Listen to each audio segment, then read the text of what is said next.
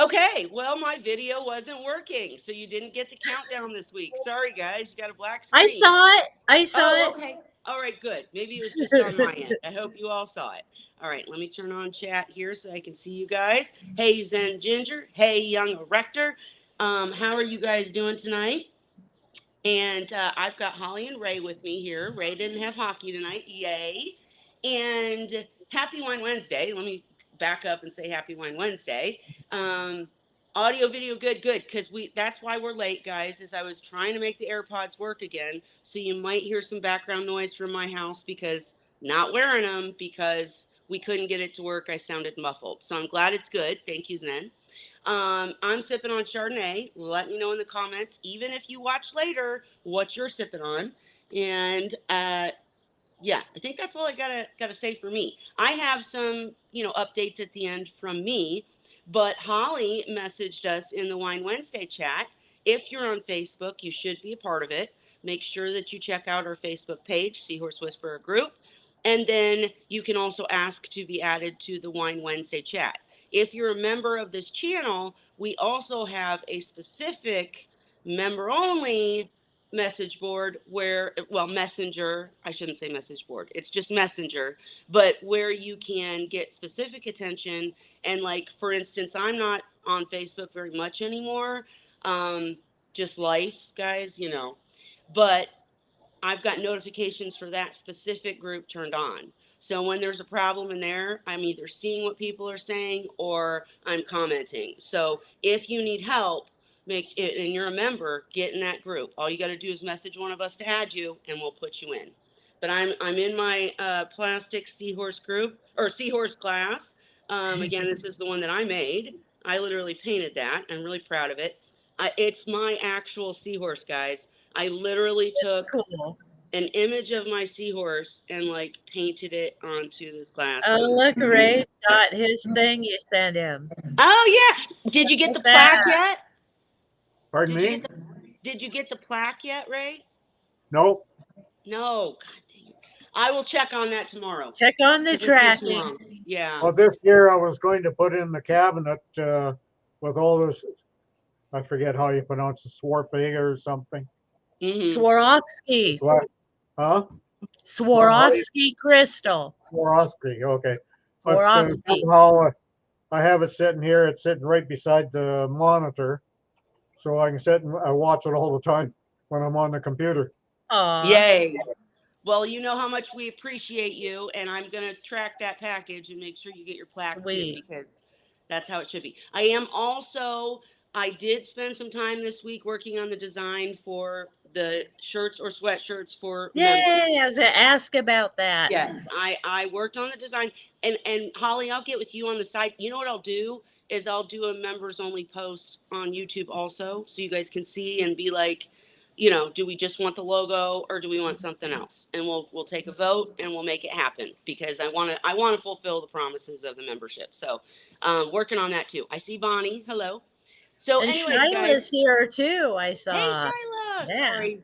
Sometimes I miss it in the comments. But glad to have you. So for tonight, it's open chat as always. If you have questions, or Shyla, we want to know how you're doing for sure, how the Whitey Eye are doing. And if our other breeder joins, I can't think of his name right now, sorry. But if he joins, we definitely want updates. And anybody new to the channel, we're here for questions. Ask any questions, we'll answer them.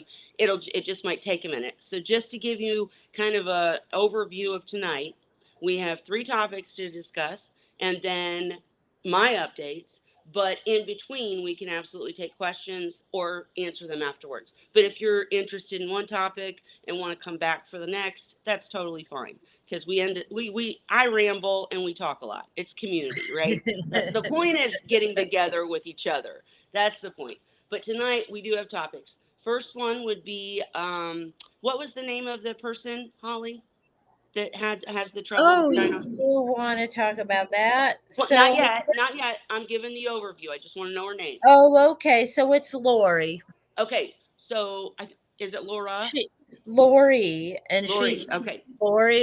she's chatted with us before in the past about the same subject. So So Lori has sent some better video and pictures of a problem she's continued having. it's I think I continual, yeah. And so she's wait, wait, still wait, wait, trying wait. to fight the same problem since September is when she first talked to us about it. I know, and I'm going to let you go into detail in just a second. I just want to give everybody an overview because if they don't, want to stay for the talk about dinos is what I think it is, then they can come back for the next. So first we're going to discuss a problematic tank that we've dealt with before and that we need to really help this person on.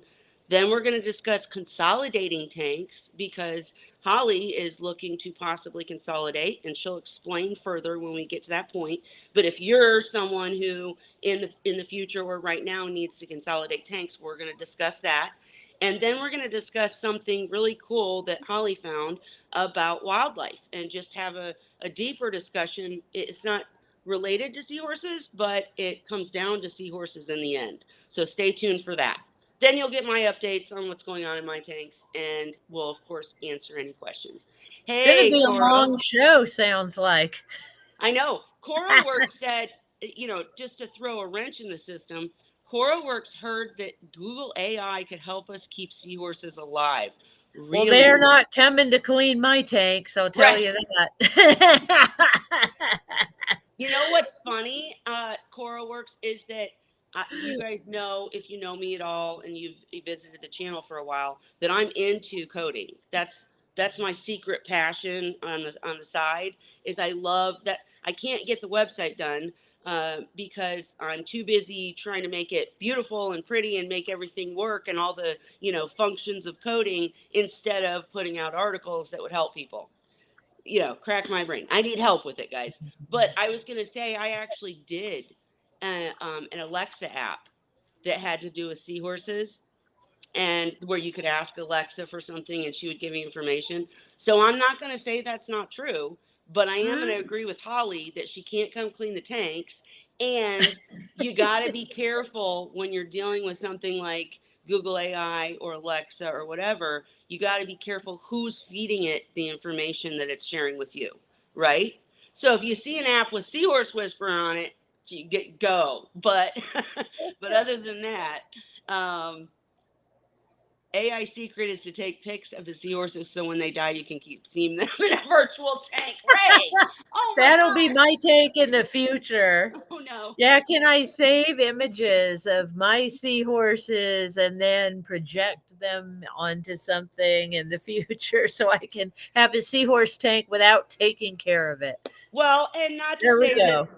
that's not a crazy thing. Like I said, No, it's gonna happen the probably. app, the last thing about this, the app that I'm working on, that I've been working on for years, and really, I don't want to give away too many of the secrets because I don't want somebody to steal it, right? But basically, it's going to appeal to kids because it's literally going to be keeping, you remember the apps that had like dogs and horses and cats that you could take care of, but if you didn't log Yes. in every day and you didn't pet them or you didn't feed them, Yes. then it would be Kind of, yeah. bad, right? Yes. So Ah, I'm doing that with seahorses, but the catch is it won't just be for kids or adults who want to keep a virtual seahorse. It'll actually have the information too. So then, so like, you'll learn as you go what you right, need to do. Well, cool, why? Kelly. Yeah, I know. Why did the seahorse dark? Why is the seahorse dark? Well, then you learn about it, right? And then there'll Why is be my seahorse dying? well, we'll not say that, but I don't think I'm gonna have him die, Well, maybe. But and should I he's add this? floating. Stop, Holly. So like why can't I add this species to this tank? Why is that, not a good idea? And then people have options to add things and see what happens, and it'll be like a total learning experience for kids too, but for adults. I mean, I had my dog and my horse, I sure did, and I petted them every day. So and then again, the other side of it is it'll all link to articles once I finish the website that Mhm. will, for an adult teach you. So, anyways, hopefully I get to Like why is my seahorse? Tamagotchi or Neopets, Cora Works Yeah, says. Yeah. Yeah, kind I of. remember that. let's all cross You fingers okay? because we all know I'm a procrastinator and I start something and then I never finish it. If you guys know anybody who would want to get in on the project, I hope it's never There's starting stolen, to be food here. but I would love help with it. So if you guys know anybody who'd want to get in on it, if I get to the point where I have a prototype, I'll go to investors. But at this point, I'm still working. So, anyways, cool ideas, follow throughs, and not good with me. But why is my seahorse pouting? And you say that joking, I guess, but I'm serious. Like They that's what do. I want people to be like, wait a minute, why is my seahorse pouting? And be able to tap something and see, oh, it's because, the salinity's off. Yeah. Have you tested your water lately? Or Right. whatever. It'll be a serious learning thing. No, no, no. They are real questions though. Yeah. I No, I get it. get it. How it works. Yeah. Yeah. I So get it. anyways, off with that. And they're no worse than many questions I've heard over the years. Right, exactly. And Yes. to be honest, cheers to that. We've had questions like, why is my seahorse turning green? For real. Yeah. For real. Mine are. I know why though. Right? Okay. So what top It was March 17th and she dumped dye in the tank. It was St. Patrick's Day. they're Ray. joking. Just Anybody kidding. new? We're They're just joking. kidding. They're joking. Don't dump dye in your tank, please. I hope the dye was seahorse safe and salt water safe Well, too. that'd be interesting, but I still wouldn't advise it for a newcomer. um, Zen Ginger said, if Oscars and discus pout, why can't seahorses? Amen. And they They do. do. They do. They get Absolutely. mad at you and they Yeah. will They shun have you. attitudes. They have their little attitudes. That's for sure. Absolutely. Okay, guys. So, what topic do we want to go to first? Do you want to talk combining seahorse tanks? Do you want to talk about the problematic? Well, I'm pulling up stuff on my messenger, so I think we should talk about Laura Silverman's issue first because All right. I'm prepared to discuss it now. Okay. Let me get that So I going. sent you before the video a picture of the tank You want that the. I kind of edited so it would show just the tank so we could Okay. look at it. All right. So if Here you we could go. bring that up and then I'll read what she sent to me that she says is going on. And then I got some more information from her about perimeters, tank size, all the details. All So right. we can see what we're looking at here. Okay. So she says, "Hi, Holly, Laura here. I was just looking at the messages I sent you last September. OMG, the stuff in my tank never went away. I'm convinced it's dinoflagellates because so much of it has little bubbles attached to tendrils. Yes. I can't stay up to listen in because I get up so early, but can you ask about dinos? I'll send you a picture I took yesterday with the white light so you can see." So this is her picture in the white light. And she says, "I keep the tank at mainly blue light, but nothing seems to help. I am at my wit's end and I'm going crazy. I have a UV light. I called Algae Barn and they sent me copepods and phytoplankton. The display area is 40 gallons. The sump is 8 gallons. Okay. 2 female seahorses, 1 mandarin, 1 royal gamma. I just did a big water change, but before that, my nitrates were 9 parts per million and phosphate was 0. The Okay. salinity is 1.024. The pH is 8.2. I change the filter sock daily. I have an Aquamax protein skimmer rated for 130 gallons, Woo! Go ahead. Sorry. BioBlock carbon, and also have amphipods. The UV is 25 watts. The flow is 180 gallons per hour. Nice. I think I know how it started. Way back in the fall, the fish guy who cleans my tank when we are gone told me to dose no 3 POX because of algae.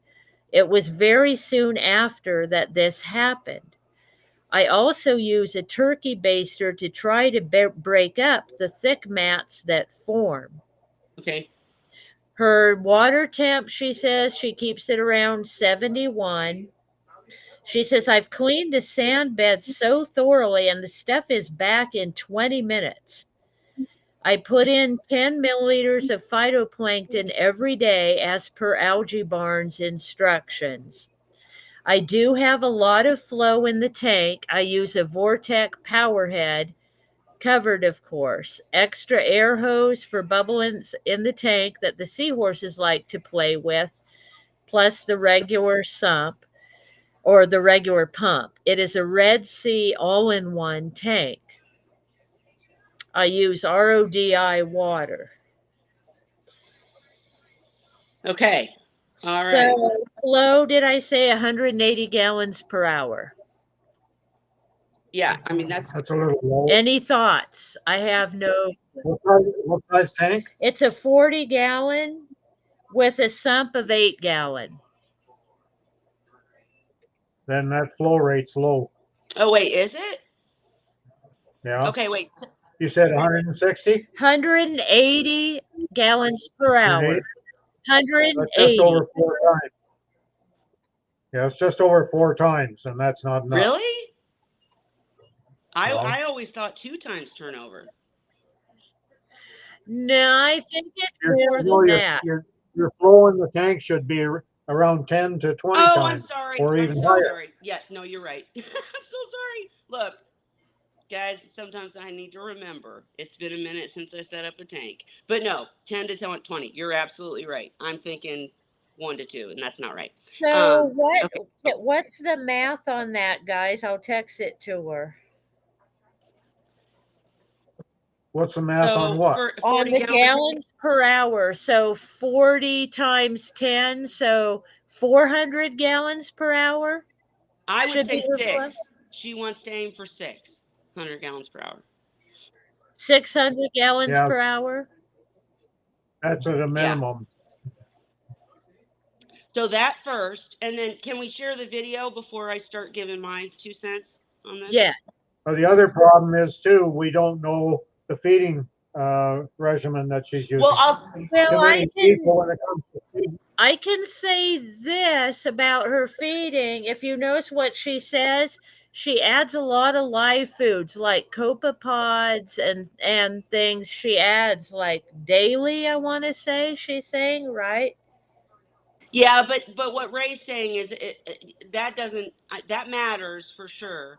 But what really matters is how often she's feeding frozen foods because of their decay rate, because of what happens to them if they don't get eaten, because of the pollution of Even the tank. Huh? Huh?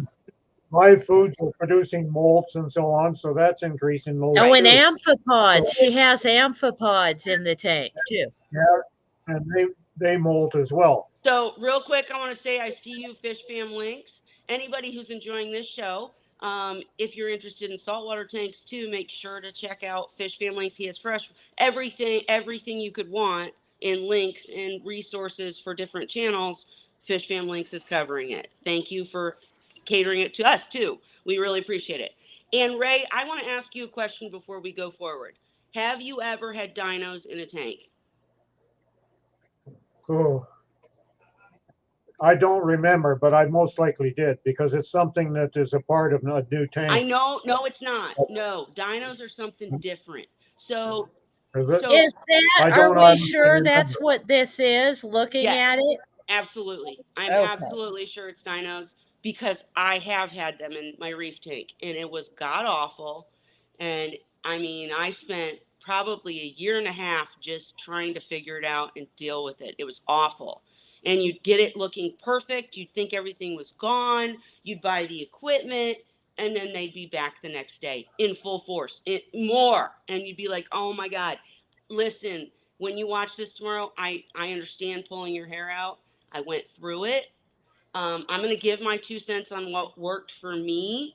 There's a lot of different things that people have had work now, but I will share what worked for me. I was looking it up so I could be specific.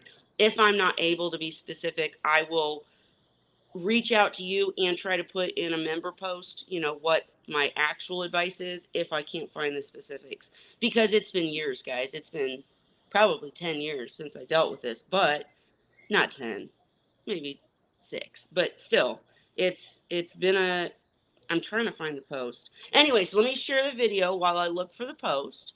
And you guys that keep reef tanks, feel free to give what's worked for you, or what, things that you've seen that's worked. Because I think, again, with dinos, again, it's not one of the, say, with a new tank, you get the green, brown, red algae, right? Dinos are not a part of that. They're not a part of the natural system, in my opinion. In my opinion, they're a snotty, awful parasite that just attacks your tank, and it's not the same. Like, they thrive in conditions like Ray's going to give a bunch of advice about limiting nutrients and etc. for algae. Dinos don't care. They're a species of their own. They're like, oh, so frustrating. I hate dinos. But let me share the video, and then we'll talk about everybody's thoughts. Here we go. Let me get it ready. And yeah, by looking at it, I'm absolutely sure it's dinos, but let's share.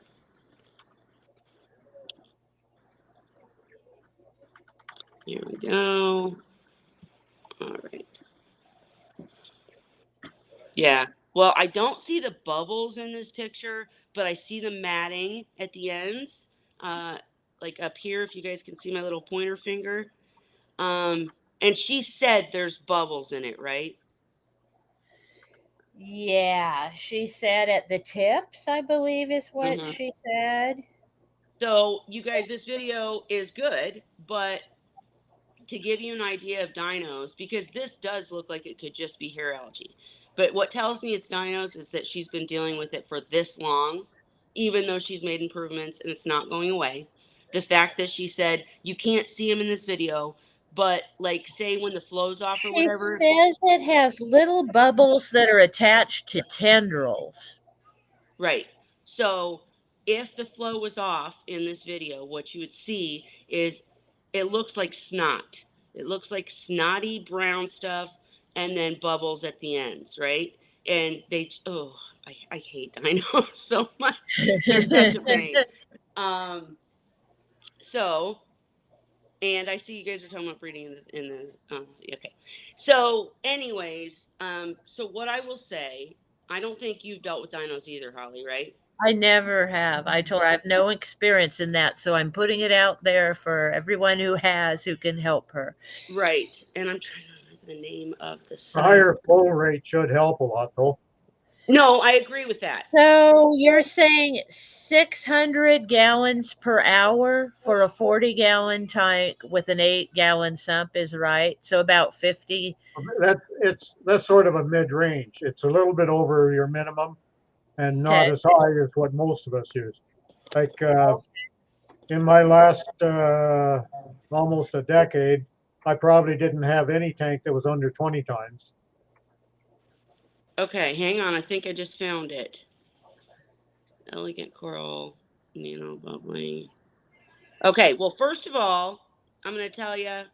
Okay, actually, let me back up. So the reason that Ray's advice is absolutely, I absolutely agree is with dinos, if you can get them to the UV sterilizer. I remember Holly saying you had a UV sterilizer. If you Yeah. can get them to it, it'll kill it for sure. The problem is these suckers live in the sand, and they stick to the sand, and they're never getting to the UV sterilizer, right? They're not Mm-hmm. floating through it. They're just sitting. So it's not like sterilizing the water will kill them. They have to go through it. So Gotcha.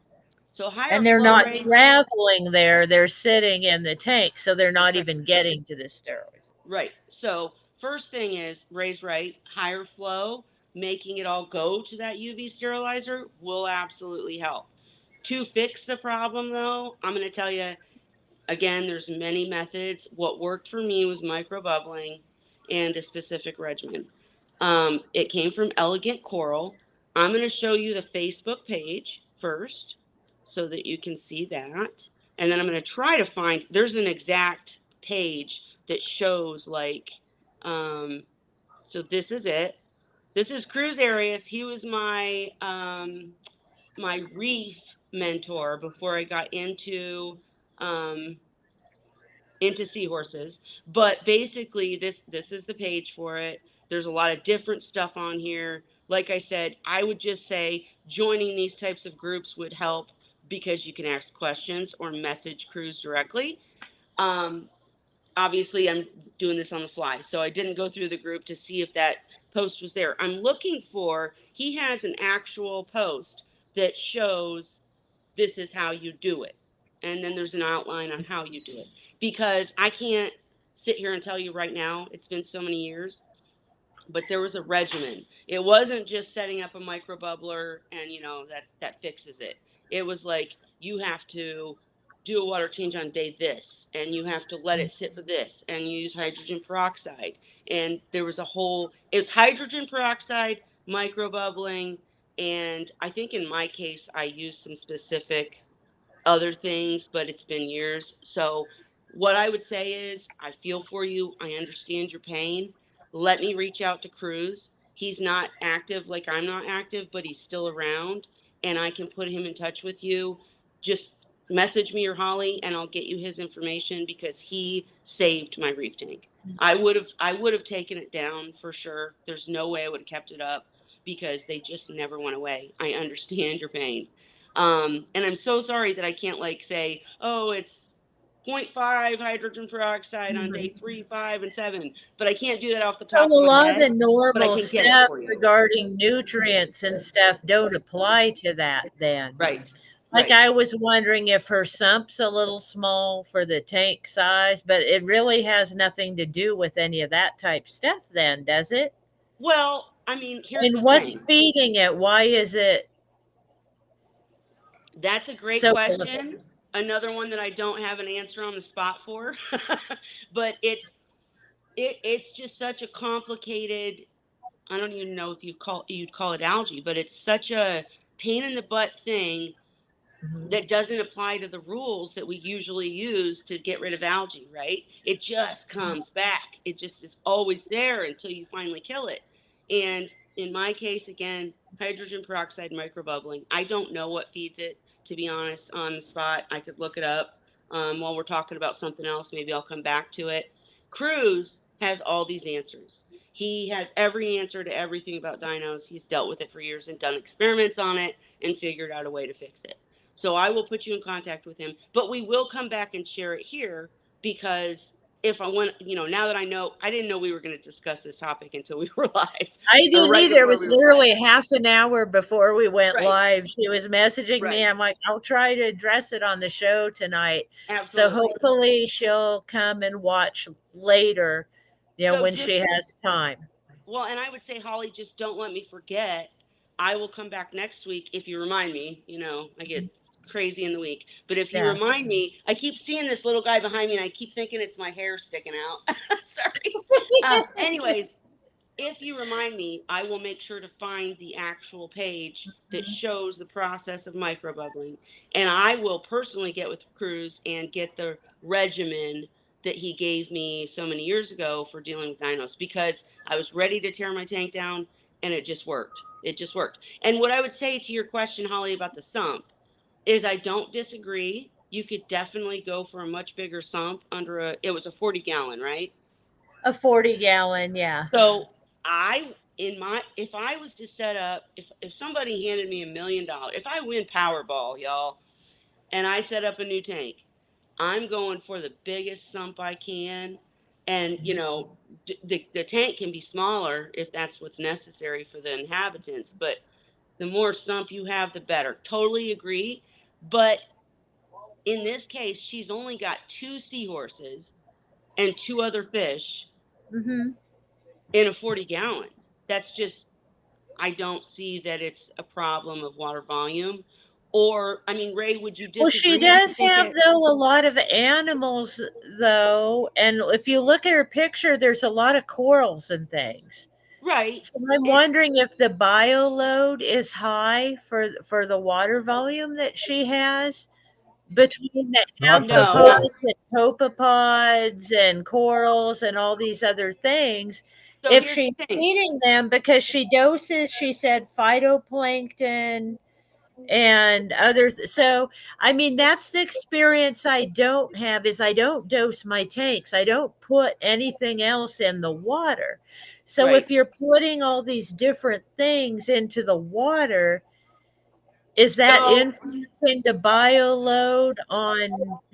So hang on, No. hang on. Let me give my take, and then I want to hear from Ray because he's got way more experience with like phyto.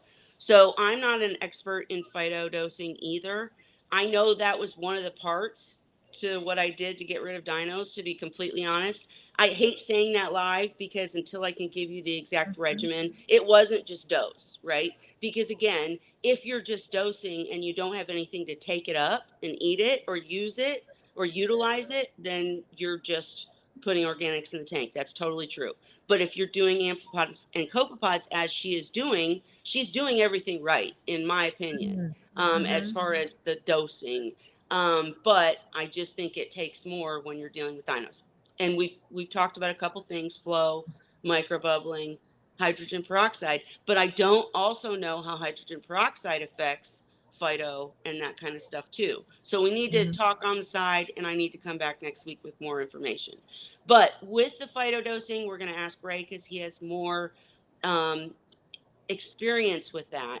But I've never heard a case where, I mean, of course, if you're phytodosing and again, there's nothing to take it up, that's a problem. But if you have things to take it up, I don't think that leads to higher organics. I think it's helping. We've had mhm, people on this channel before that have talked about creating a mhm, better ecosystem where you're using amphipods and copepods and phyto to create a better system that fights off disease and everything else. I don't think that's a bad thing, and I don't think it adds to organics. I just think that you have to be careful about how you're doing it. Make sure you're following the directions and doing what you're supposed to be doing. And with coral are taking stuff up. I understand. Like I saw, she had a softie that I know sheds. What's it called? A finger something.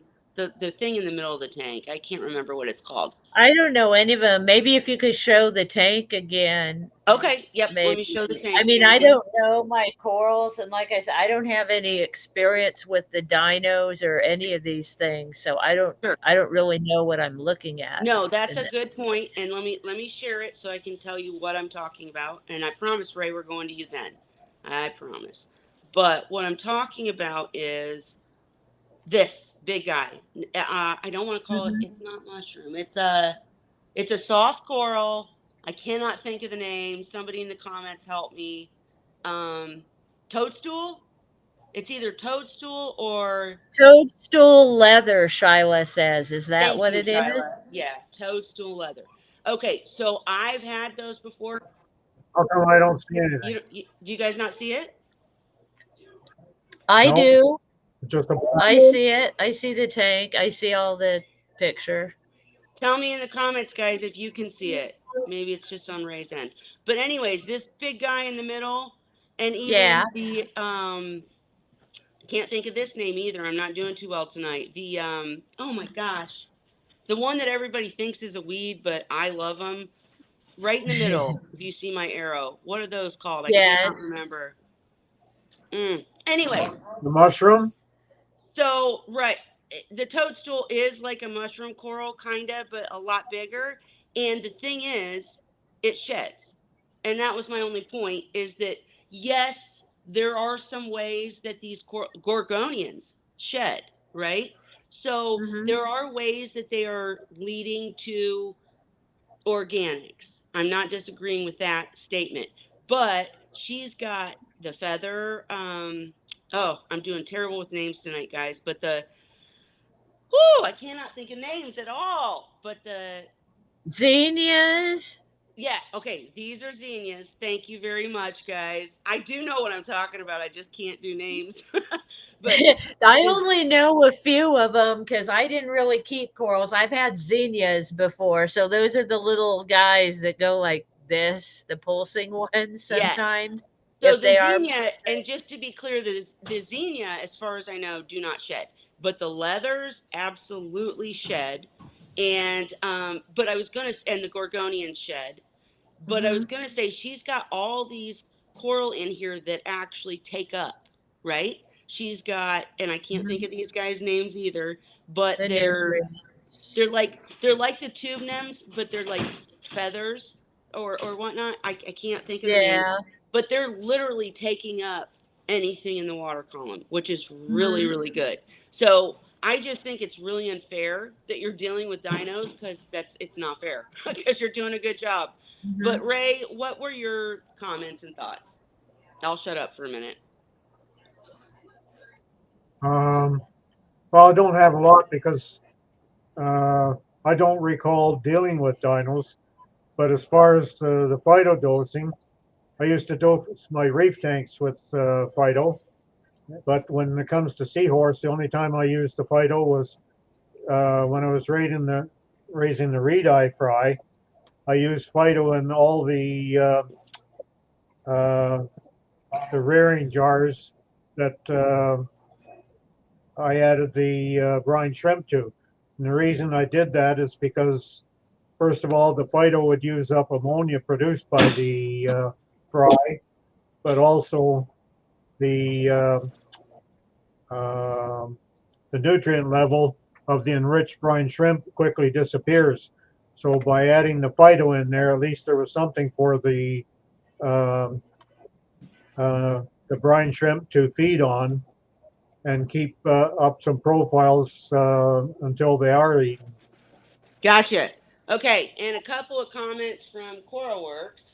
Sorry, trying to get my video back on here. So CoraWorks said dinoflagellates are, you guys with these words. I'm not good with names, but you, yeah, you can read it. That's what I'm gonna say. You can read it. That's what it's called. Protists, not quite plants, not quite animals. They can be considered a plankton, but I don't think they're an algae. Right? They're not. They're not the same. And I did notice you said, um, uh, there are 1,000 species of dinos, though, and that's one of the biggest problems, right? When you deal with hair algae, there are 1,000 different species, but one specific way of dealing with them usually works. With dinos, sometimes it's different. It's such a, I hate dinos.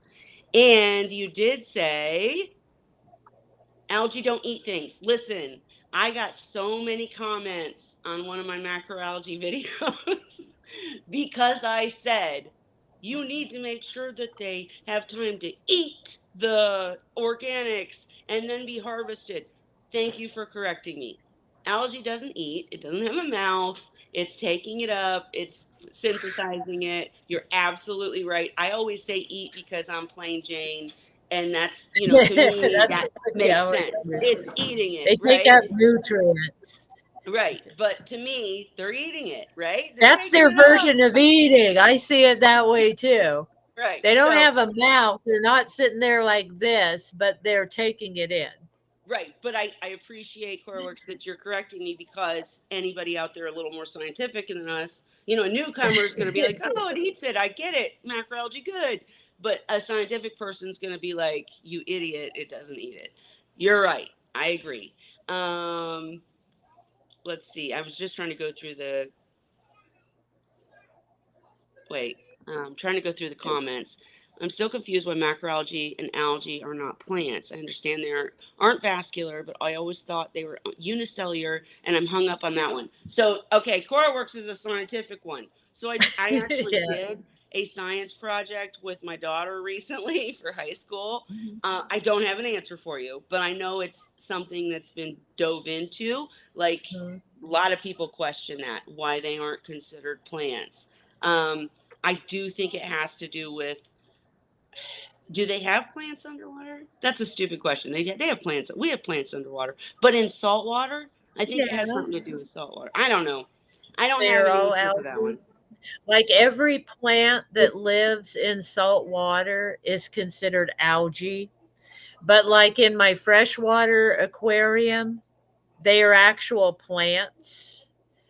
Well, is it because, like, for instance, like my freshwater tank, I have plants, Yeah, and they're and taking up stuff. they can have pieces. They'll actually grow out of the water. Hmm. If they're able, they'll come up and come out of the tank. If they can get there and whatnot. How about in salt water? Are they able to do that, or will they do that? Is that a difference? I'm not gonna give an answer because we have CoraWorks and people that know science. So I'm not a scientist. I don't But know in the your answer. experience, not even on a science level, but you used to keep like a lot of macroalgae, I know.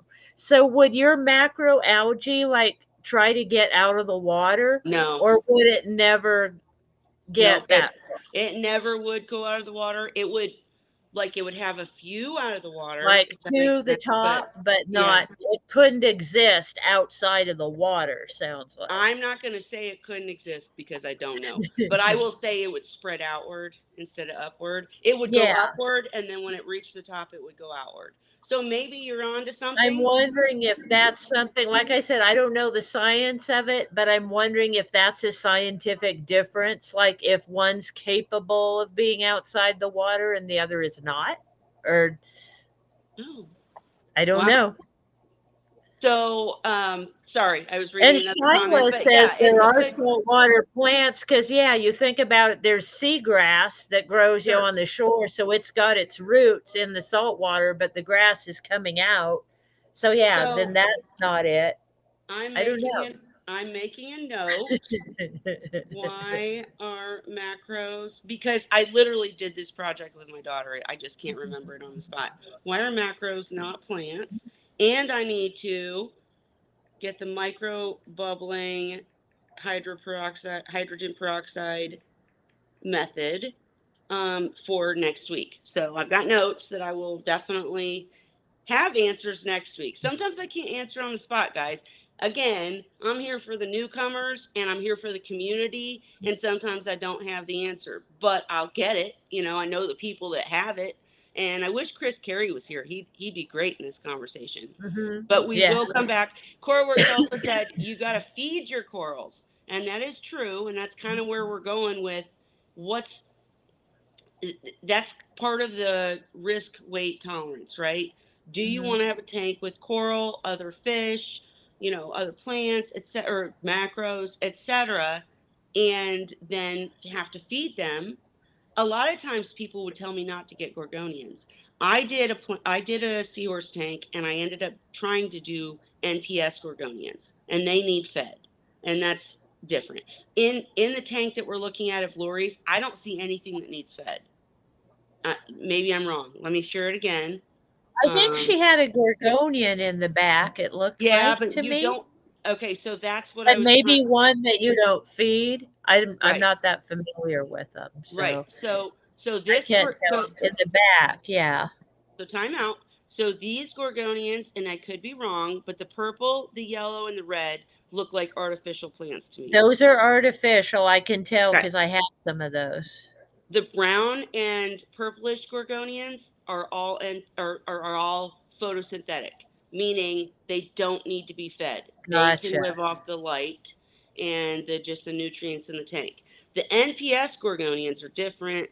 They're really brightly colored and really Mhm. pretty. I had one in my reef tank that was like a spiral. I can't remember the name. You guys know I'm terrible with names, but it was so cool and you could see them eat, and that's so cool. But for a seahorse tank, I absolutely suggest going with photosynthetic gorgonians because you don't have to feed them. And what CoralWorks is talking about doesn't happen because he's right. If you have coral that you have to feed, then that's what the dinos are eating. In this case, I don't think, I mean, I know she's doing the phytodosing and et cetera for the copepods and amphipods, but that's an ecosystem thing. I don't think she's feeding like coral food, Right. right? Holly, is she feeding coral food? No, I don't. Right. I don't think so. With the food. But I agree with you, Coral Works. If you're feeding coral, or whatever you're feeding dinos, for sure. And just to throw a kink in the filter here, this will have to do with what we talk about next, and we need to hurry up. I've been going on an hour. I'm sorry, but I really want to help with dinos because they suck. But we'll help more next week. But Ina said, when I lived in Key West in the late 80s, I caught wild seahorses. I held them in a hospital tank for a couple of weeks, then tossed them in my 55-gallon. Never had a problem. They all lived. Years later, I set up just a seahorse tank, ordered them. Where's the end? Why can't we see the end? Okay, ordered them. Couldn't keep them alive for long.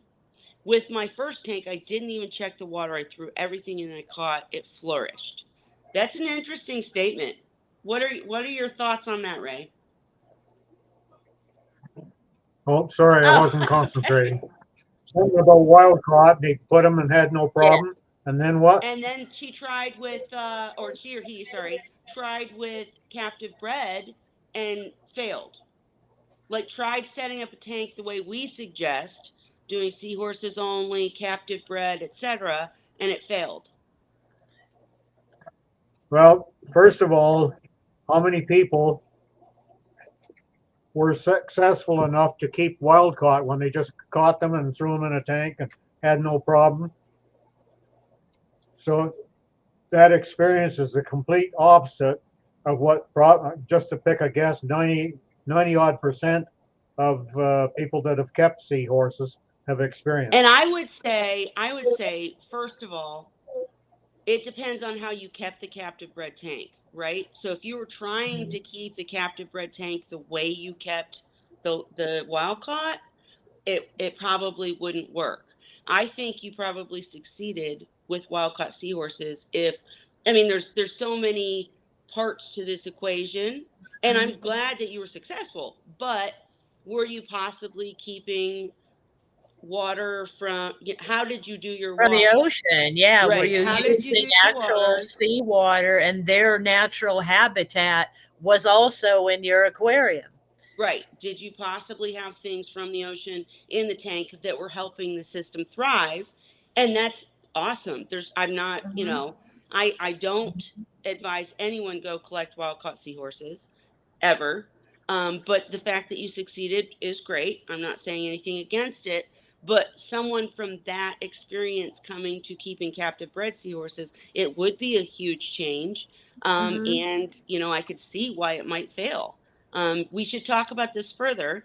Yeah, are you using live foods or wild caught transition to frozen? Were you Well, and what keeping, kind of seahorses too? Were they dwarves? Were they erectus?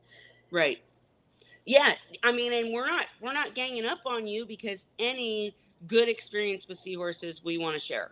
So let us know some of the answers to our questions. If you can't tonight while we're talking, do it in our Facebook group. But share your experience. I'm not going to let anybody gang up on you.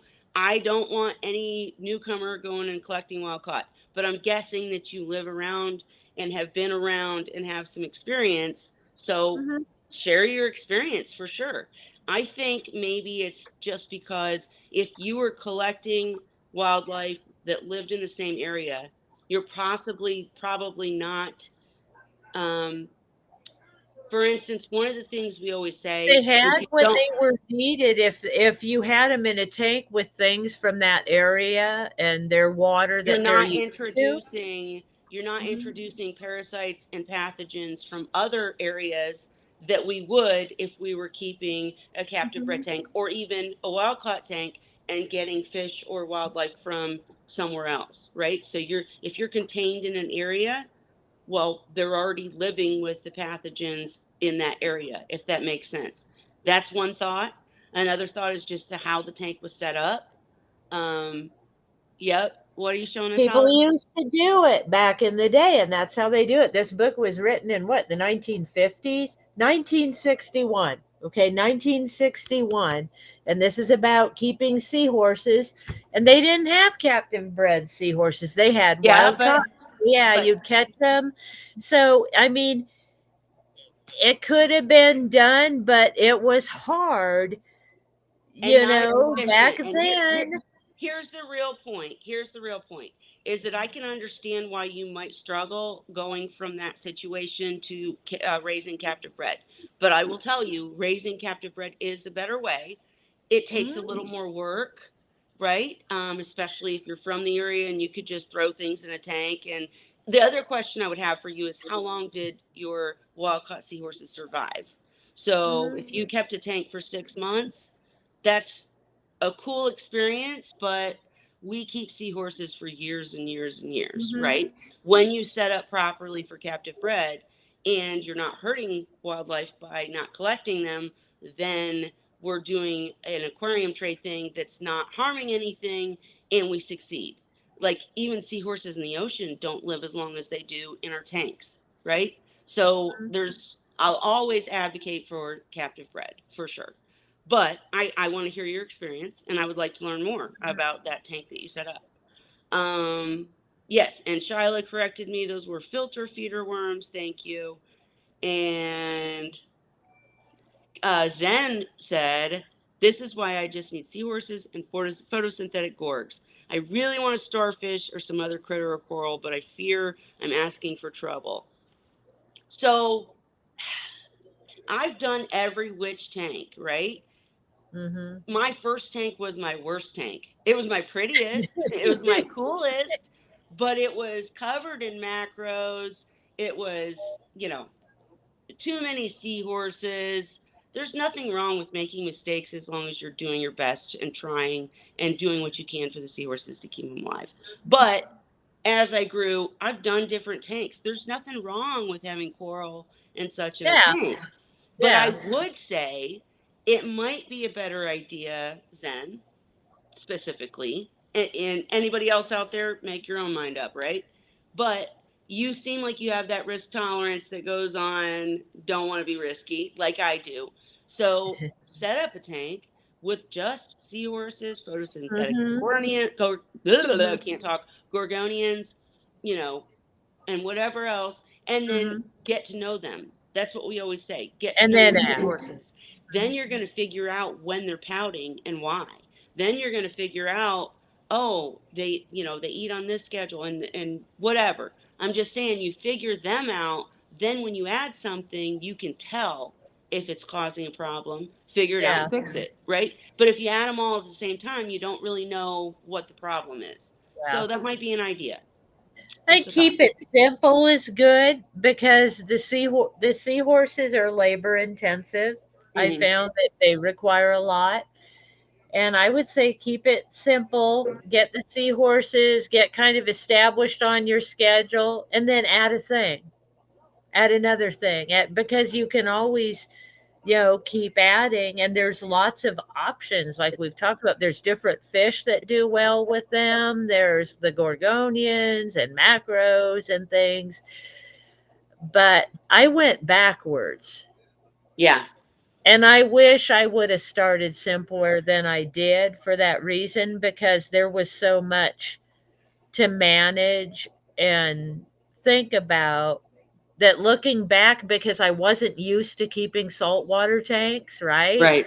I Right. started with seahorses and things that went with seahorses. So I had a few different things with them. And I scaled down because I found the seahorses were really more than enough for me and Yeah. my lifestyle and schedule. And And what you want for the tank. Like that's what yeah, I've always said. If you get the right seahorses, my erectus were like puppy dogs. I didn't need any. They were so active.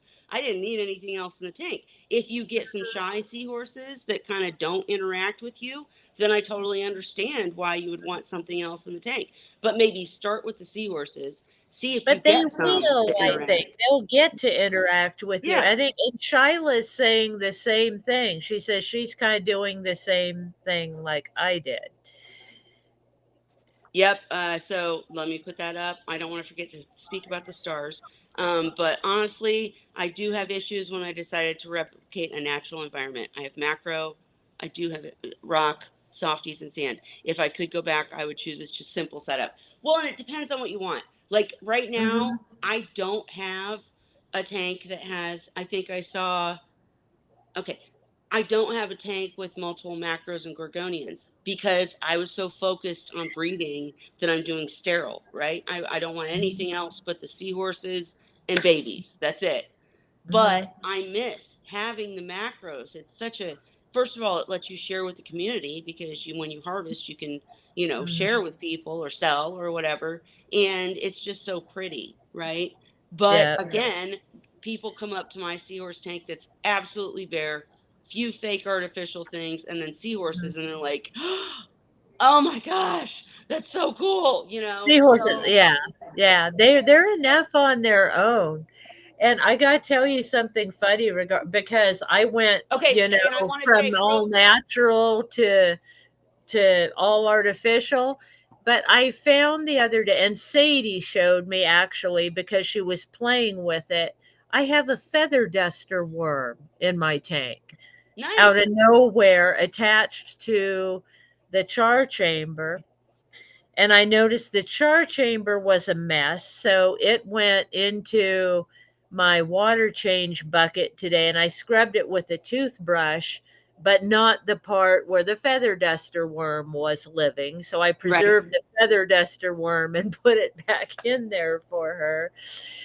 But I'm like, where'd that come from? Because I have not had live rock or anything like that in about 4 years. You know what? And I am all of an a sudden, I mean, it had to have been in the sump, in the overflow no, box. no. There's spores of whatever. I'm like, what am I going to see next? An aptasia or a bristleworm out of nowhere? Well, don't say that. We don't want the bad I hope things. not, but I'm just, where did this feather duster come from? Here So, it so is. here's my comment, and then I'm gonna say we have to move on, because like it's nine There's so much to thirteen, and talk we've about. got two more things to talk about. But I would say that I really believe that things hibernate in rock and stuff. So if it's ever been in your tank, there might be something pop up. You always got to be Floating ready around somewhere. Yeah. because just like aptasia, when you're quarantining macros or rock or whatever, you got to feed the tank because if you don't feed it, they won't come out. Stuff doesn't And come they can out. hibernate in that rock forever. Like, I believe it. That's not scientific, but I believe it. Okay, and then with the starfish, I saw Ray said something about starfish, but I would say I kept the big starfish. They won't attach to and try to eat algae off your seahorses. In my experience, I don't think I've ever heard anybody say that. Like I had a sand sifting star. They, they will trap They seahorses. will what? They will feed on Some You're seahorses. talking starfish about the will. big. Wait, time out. Time out. Like a chocolate Time chip out, time out, star time will out, eat time a out, time out, seahorse. time out, time out. So, the little teeny white Esternia, I think they're called Astarina. starfish. Estrina, thank you. No, Those will absolutely crawl up on your seahorse and try to eat the algae off and cause problems. Don't keep those in your tank. Get rid of them the second you see them. The meat eating starfish like the chocolates, Yep. absolutely, as Holly said, no go. But We'll eat Ray, them. I'm curious, you're saying a sand sifting starfish that does not eat anything but like, I'm not talking about sand okay, sifter. okay, I just wanted to be clear because I was going to say my sand sifter was amazing, he never caused trouble, and I've never Mhm. heard of anyone saying that the huge, really cool, that you can have in your seahorse tank, sand sifting Mhm. starfish, they don't cause trouble. Where it just depends on No, the but species. anything that's knobby will feed on seahorses, and serpents or brittle stars, mostly the serpents, if they aren't getting enough food from the system, then they will feed Sure. on seahorses also. But the opposite to that, if you make sure there's enough food to handle those serpents and brittles, then you're going to end up with water quality Well, problems. there's a careful balance. So I would say I would never add any starfish, any, to a tank that was not established. And I'm talking a year, right? Like set up your tank. I mean, and then just me and you on the side. It depends on what you're using. If you're setting up a tank that's technically already established, that's different. Then maybe we're talking a few months. But for anyone new, if you're just now setting up your tank, don't add starfish for a year. I wouldn't do Period. starfish. Yeah, Yeah. unless I had, like you said, an established tank and some experience in managing saltwater tanks. Because they're picky. I think they're sensitive too to perimeters and stuff. Most starfish. I think I saw the red knobbed. Ugh. I think CoralWorks is giving you a thought, maybe in the sump, because Mm-hmm. I'll tell you, in my reef tank, I never did it with Mm-hmm. a Seahorse tank, but in my reef tank, my sump was as pretty as my tank, right? Mm-hmm. Because I had a refugium, I had all these critters, I could enjoy that down there. And then have the tank different, and cleaner or whatever, not have that stuff up there. So that's an idea. But we do have to move on, guys. I'm so sorry. Just to cover the two other topics. I will get back to you guys next week on the two things I put on my list. Where is it?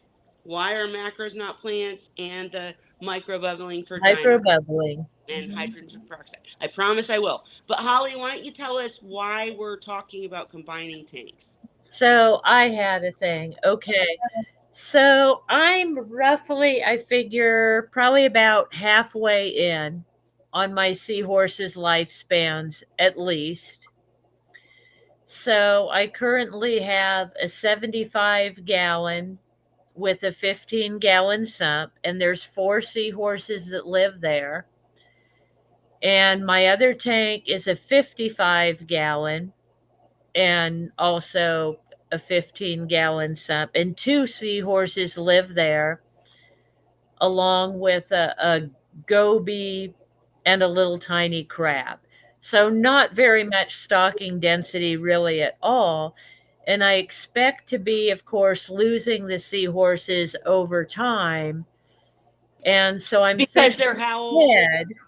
How old are I've they? got, well, Dandy's 5 years old, and the others are coming up on 4. And so we're thinking, from what we've talked about, 7 years about is a good Yep. run for Yep. seahorses. So they're pretty much halfway at least there, possibly more. I've lost a few along the way, and everybody's doing well right now. But my thoughts are, if I lose one more seahorse down the road, I'm thinking maybe about combining them all into one tank. And eventually I will at some point. But kind of figuring out when to do that, how to adjust for the bio load. And I'm also wanting to put them into the 55-gallon because it's a better system the way it runs. How big was the other tank? Sorry. I have a 75-gallon. It's got 4 seahorses right now. And so In the you're talking about putting how many seahorses in the 55? So at that point there would be 5 of them. Okay, go on. And in the 55-gallon tank are my biggest seahorses. The ones in the 75-gallon are growing, but they're a little smaller. So Sadie, I want to say, is probably between 8 and 9 inches now. Dandy, I don't think he's going to grow anymore. He's a little smaller than her because remember he's handicapped. So I want to say he's probably about 7 inches or so in holding, maybe 8 max. And the other seahorses, the 4 that are in the 75-gallon, I want to say they're probably approaching the 7 to 8 inch Sure. range now. We're about 8. They're close to 4 years old. They'll be 4 years in the fall. So they're the same age as yours, the one I sent you. Right. So those are my youngest ones. And so the 75-gallon tank is probably the one I'd want to shut down because it doesn't work as well for me as the 55-gallon It's does. harder to clean. It's a pain. I get it. It's bigger and the with the it has hang on overflow box is not a built-in, Right. so, and it's the space it takes up in the room and the equipment, not, I just feel like the 55 gallons a better tank. So I'd rather have them in that one, but I don't want to overload the 55 gallon, and also figuring out like how to adjust as far as the bio load when I do move them in at some point. Because it will be an adjustment, and the tank will be overloaded at first if we don't do something. Absolutely agree. So Right. And Ray had a so question tips for first. getting ready for that. Ray had a question. Ask your question, Ray. I'd want to know why you can't set up the 75 to work like the 55. Because it's not pre-drilled. It has hang on equipment that I'm not happy with, basically. Okay, well, um, you can always get it drilled, or you can use an overflow. Well, she's using an overflow, I and don't to like get it, my overflow. I I'll be. like Well, buy a different You know one what? then. Hang on. No, I'm gonna. I made some I'm myself. gonna have. also it's taking up more space than I want. I want to get more space in the house, use less electricity, less salt water, less. Oh hell, the amount of power that they're using in that system is I mean, peanuts. but wait, You wait. think You're not so? even if you shut down, you're hardly going to notice a difference in a month. Really? But think about this, it's got a chiller running on it also. Yeah. See. That and the chillers really do kick up my electric bill when they're running in the summer. And our Well, why do you need a filler on that one and not the other one? I have it on the other one too, but then I'd only have one chiller and not two. Running. Right. I'd only be doing one Well, weekly water So do change the instead 75 of instead of the so two. fifty-five. I gotta say a few things. First of all, taking down one chiller is going to happen no matter the tank, right? So that part's true. But I will have Holly's back on the fact that overflow boxes are a pain in the butt. I mean, there's just so many things that can go wrong. If you are setting up a Seahorse tank and you can do a drilled tank, it's just so much better. I mean, but for Holly to take her 75 completely apart, dry it, drill it, and then set it back up would be a massive undertaking. So I get what you're saying, Ray. Go for the bigger tank. Well, I've been using the overflows, some of them commercial and some um, homemade, for over a decade, and I didn't have any Oh, problems. Now, mind you, all the rest of the tanks were drilled, so but the thing you is, didn't see any difference in cleaning, in maintenance well, between a drilled tank and an overflow tank. the only thing with the overflow, um, sometimes you had to watch for the air accumulating in the overflow Mm-hmm. tube and siphon out the air if that happened. But Every usually that freaking was day because I I didn't do have it that set right. now. And there's one of them that goes down.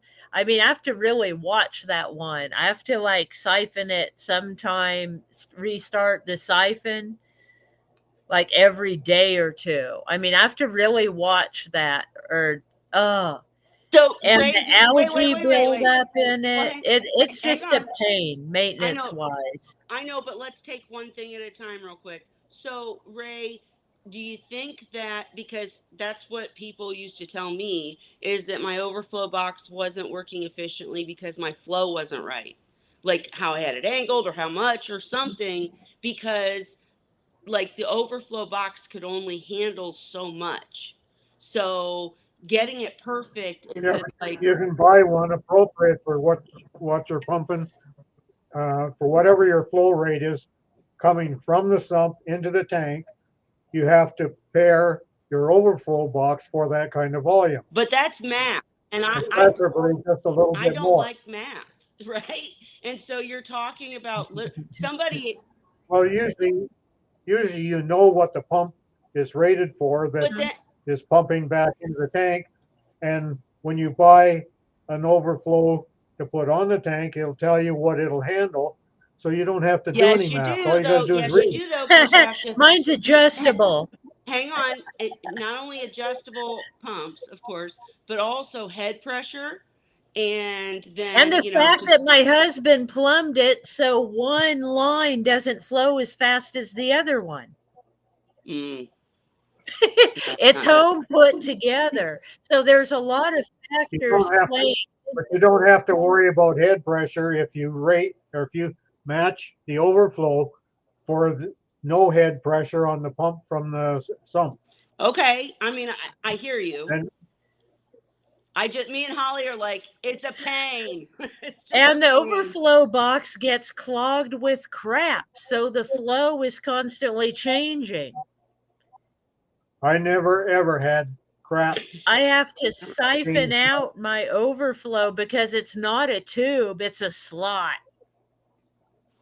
It's well by a decent Well, one I then. was gonna say Holly's tank is like so anybody watching this, if you're trying to combine tanks, go with the bigger tank, even if it has overflow. But Mhm. Holly's tank is special. It's not even a normal overflow.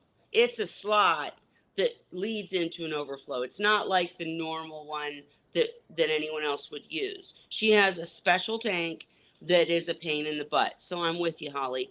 And I just wanted to say a few comments real quick.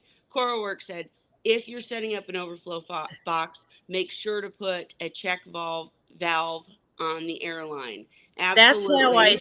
yeah. No, I have that. So that's what I'm talking about. I have to suck air out every single day now. Yeah. In one of them, not the other box. It's got two. I've got two overflows on that tank in order to get the flow that I needed.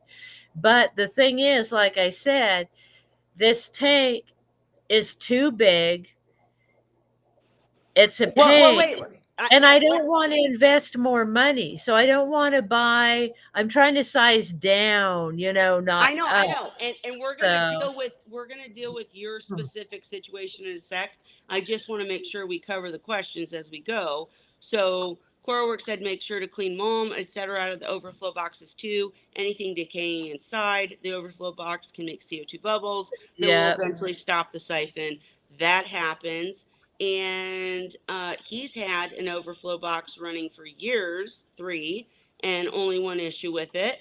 What was the issue? We want to yeah, the know. good one. Buy a bigger overflow than your pump, right? And I like this comment. You put a sponge in the slot of your overflow and rinse it 10 minutes after feeding. That's a really good idea.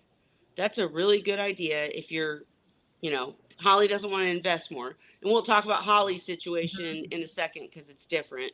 But that's a good suggestion for anyone that is setting up an overflow. That's terrifying, Zen Ginger. I need to figure out getting a drilled setup then. If there is a way to get I water on my floor, I will highly find it. recommend. Yeah, I I would highly always recommend go drilled. because my other tank is drilled and it's so easy to deal with. Yeah. And this one, I'm like always fighting something. And the first thing was how to get the water from the tank into the sump. And I bought the biggest overflow boxes that I could find, actually. And then my husband did all the plumbing for me. And we had to find special parts that were hard to find in order to make it work, that weren't like normal parts at the plumbing store. I had to go online and get special stuff that I was surprised didn't exist in the world. But anyway, it's put together and it works, but it's a big tank. It takes up a lot of room in this room for only four seahorses living in it, and it's a lot of water. It's a lot of electricity for me to run. And I'm Yeah. just No, thinking I'm if the sorry. I'm seahorses could listening be to you. all together in one tank, it would just make my life so much better. Right. and So cheaper. So I'm la- planning to get there, how to I get it. transition to that. I get it. We need to get on to how to do that, and we'll get Yeah. there. I just last Not comment. improving this tank. That ain't happening. Got it. So last comment, Coral Work said, you have never lost a siphon. I want to know from you, do you think, because I'm right there with Holly, I've had to do some sucking and I know there's a better method now. Somebody corrected me on that on a video too. You don't do it that way anymore. Whatever, but I'm just saying losing the siphon is something that's happened to me too. So how do you think, Ray, back up. I saw your comment, but it's not just a woman thing. But Coral Works, tell me why you think you have never had a siphon problem and we have. And Zen, I wouldn't be afraid of it. Cora Works is going to tell us how he's never lost a siphon. And the thing is, I will say, I've kept tanks with overflow boxes for years and years and years with no real problems, just more Yeah. maintenance. As Ray said, it's just about what you're willing to do to keep the tank going. If you want to do less, you know, plan ahead. And what And happens in mine really, see, I have two overflow boxes.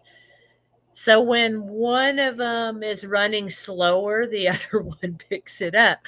But still, I'll notice the water levels down in one. So I'll go and suck it back up. So the water's up to the top. So it's not well, like it's completely not siphoning. It's just like you said, it slows down. So I have to boost it. right. And CoraWorks said, I like using a turkey baster to suck the air out of the airline. So in my tank, which is completely different than Holly's, it's a YouTube. There's no Mhm. using a turkey baster. You got to stick an airline up there. So again, guys, it's been Yeah. a minute since I set up tanks. They probably have better methods, better equipment than when I was setting up tanks. You apparently don't need to use YouTubes anymore because with the YouTube, there's no turkey baster. You got to get up I'll in there see and if, it's yeah, my turkey baster won't fit in mine. I'll show you. I'll shut off my camera for a minute and bring it over there and see if I can adjust the computer for you to see it. What I'm talking. okay. All right. And in the meantime, like Ray, I agree with your statement that, the 75 would be better. But if it's just what Holly wants, we need to start discussing how do you transfer seahorses all to one tank? Is there anything you need to be aware of? Okay, hang on. Let me show Holly big real quick. So can you see my box? Yeah. If And you're there's no concerned about YouTube. differences in water, you could always take 5 gallons out of each tank and switch it and do that for a few days ahead of time So to there's my siphon. Hang on, Ray. Hang on, Ray. Holly, what are you showing us? So this is my overflow box. There's the siphon tube. Okay. So there's what the box looks like. Please don't drop the computer in the tank. Right? Okay. I can't see what you're seeing, but so We're that's seeing it. We're seeing okay. it. So the air that I deal with is right here. Wait, turn the computer back on. Oh, Video. I know it was off. Sorry. That's all right. All right. Okay. So And where's the air? can you see that? Mm-hmm. Okay. It keeps shutting Oh, off the camera. yep. That's all So right. yeah, I can't do both. But anyway, let's see if I can hold it this way. Well, we see that it's There not we a go. Maybe YouTube. you can see it a little bit. Yeah. And it's obviously not a YouTube. It's a box where the Yeah, water so just this flows is down in. all acrylic. So it flows through here and goes down into a chamber. There's a uh, like filter thing in there, and Yeah. Gotcha. yeah. So it's a very narrow passageway, and it gets clogged with stuff very easily, algae, whatever.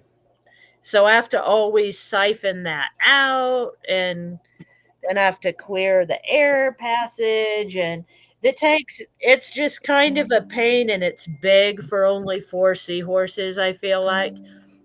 But I almost feel like 6 is too many for the 55-gallon, right? The bio load might be too much. But I don't know. So, Rick is saying maybe go for it and do a bigger water change on that tank. Like, hang, what, hang I on, want hang to on one. talk about that more. Kind of. Okay, let's talk about that more. But real quick before we do, turn your camera back on when you get back there. I wanted to back up and say, All Terra right. Destroyer, I see your comment. Saltwater plants, absolutely, there are seagrasses. We're going to come back next week and talk more about the difference. I just need to actually go back into my notes and come up with the answer. It's not up in the noggin. I got too much up there. But I love your comment. Thank you. And both Ray and Ray, I'm posting Ray's comments, by the way. Now I lost it. Let me see. I hope not all of them. No, not all of them. But uh, CoralWorks said, I think one contributing factor to the loss of siphon was varying flow. I used to run a sine wave on my pump and had a timer based grow bed, freshwater with sump, but a box wave could also cause what? All right, I didn't understand that, but You got to go on to the next one. oh, okay, sorry. Varying water flow levels that introduce bubbles into the overflow box. Gotcha. And Ray, you said you installed a valve in each tube where the air collects, whoops, and uses a long air line to suck out the air. Right. That's what First, I'm doing. That's what I was showing. So I have that yeah, air line to suck out the air. So right. what happens is stuff gets trapped in that overflow box. So the flow slows down. So then the air gets in it. So the water level goes down. So then I have to suck the air out with using that line, like you're talking about, to get it back. And it wasn't always, I didn't have to do that as often as I am now. It changes with when I clean out that overflow box. Like when I clean out the overflow box, everything's fine again for a while. But I'm sick of having to clean out that overflow box every few weeks. It's a pain. So I know what's going on. I know how to fix it. I'm just tired of fixing it. Right. Okay, so Right? So I'm like, let's I want to go away from that tank. so we came up with ways to deal with it. Zen, thank you for pointing out that I didn't notice that we had a troller. Feel free, you are an admin, do what you need to do. And let's move forward to okay, so this is the decision. Whatever about YouTubes and all that. We had that whole discussion. We're running on 9:30, you guys. We got to move forward. So, Ray, you were starting to talk about if you're combining seahorses into one tank. First of all, Holly wants to know, is 6 seahorses in a 55 too many? If she's experienced Yeah, in doing. yeah. The whole thing comes down to what are you prepared to do? Okay. Putting 6 in a 55 is definitely going to be overloading the system under normal circumstances. So if you're prepared to do what it takes to succeed at that kind of loading, then go But for it. so what you But mean by if you're lazy like me, you don't do it because you know you're going to slack? fall down somewhere Mhm. along the line. And when you fall down, it's the seahorses that are going to pay That the price, not that's you. me. I always worry Mhm. about doing anything like that because I'm like, I already know I can tell myself I'm going to do it, but I'm not going to do it. So you're saying if she chose to do it now, which she's not, but if she did, then 6 seahorses in a 55 is too many. And the way you could compensate for that is just water changes. Is that what you're? Well, you're going to have to do better husbandry and larger and more frequent water changes. Um, but it can be done. Like I said, I had 8 and a 40. Hmm. So what because okay, so here's how I'm doing right now. I've got the two tanks, and every Wednesday I'm doing water changes on both the tanks for a third of the water in each tank. So if I put, let's say, the six seahorses all together in the 55 with the 15-gallon sump, the labor would be about the same. I'm thinking, or less even, because I'm not doing two tanks, I'm only doing one. But how much water change? Like, are we talking half? I remember you, I think you said you used to do 90% every 10 days on your tanks. Ray wasn't listening. Ray, listen. Right? What was that? Say it I again. was asking about the water change size. I was saying, okay, because right now I've got two tanks every week. So once a week, I'm water changing each tank by a third. And I remember you saying you used to do like 90% every 10 days on your tanks. Is that Well, how much not always. change do you think would? Sometimes, sometimes it would be 7 days, sometimes 10. But basically, I was doing 90%. Occasionally, it'd be a little bit more, Mhm, but that was personal choice. I chose to do that because, first of all, I'm mixing a water, the instant ocean water 50/50 with my own mhm, concoction, um, made up of four basic salts. And I worked with Randy Holmes Farley on getting that right. But the original formula that it came from was from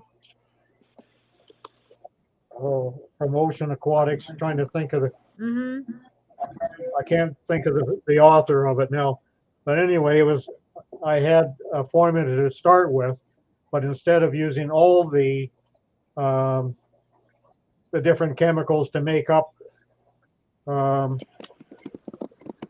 make up the recipe that he was using, Frank something. mhm, I hate this having cognitive impairment.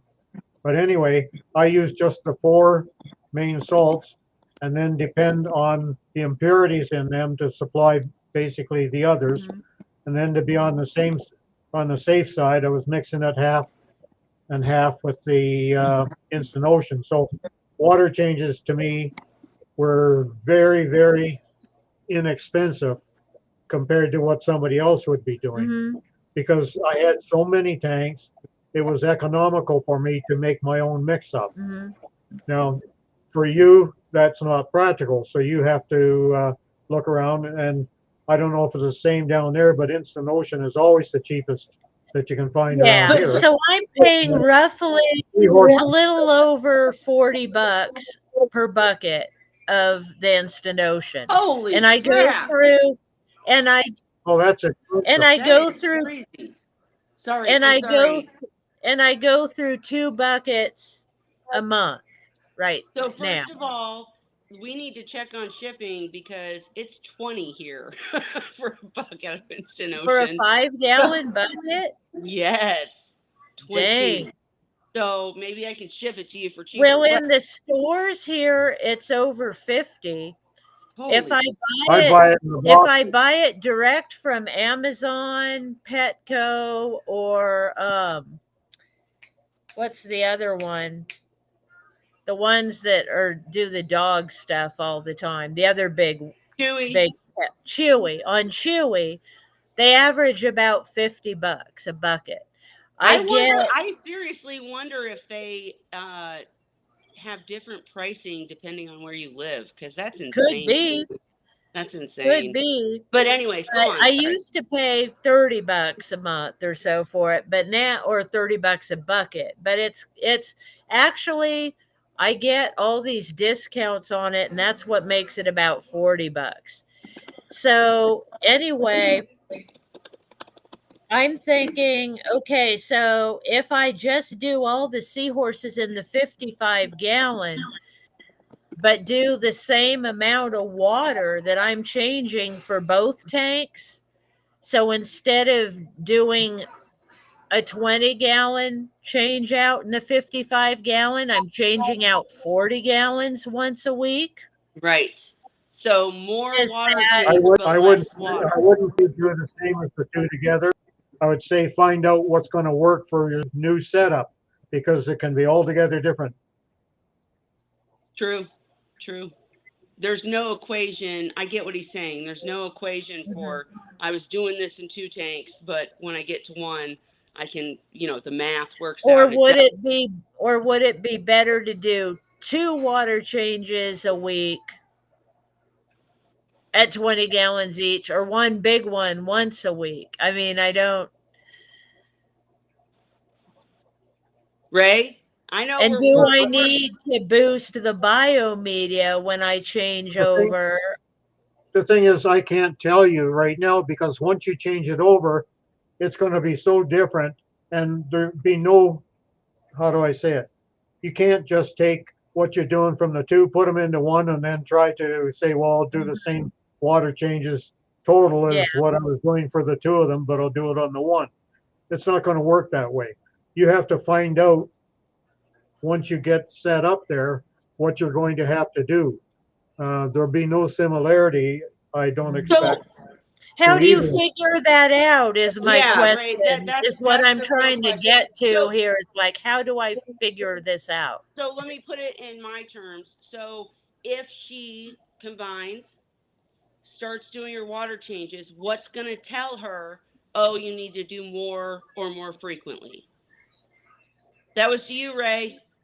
What was I that? know I know Chad is getting us, but if she combines her tanks and she starts major water changes once a week, what's going to tell her, oh, I need to do two or I need to do more? When Yeah, she how do starts I having start problems, with it? So there's no preventative. There's it's just, just Yeah, like if you see, start up a new tank on your own, yeah, you don't know what that individual tank's going to need until you start experiencing what happens, mhm, yeah, that right? sucks. So there's no difference. mhm, It's just that she has a little bit more knowledge. She's going to be able to see something maybe a Right. bit sooner than a new person would when doing it. But again, it's just like setting up a new tank. It's everything's all different, and there isn't any formula that you can use. People are No, trying to make things simple, and they're not. right. mhm, No, I agree. And good points mhm, because he made the major points. If you're new mhm, and you're setting up a tank, go with the restrictions. Go with 30 mhm, gallons per pair of seahorses.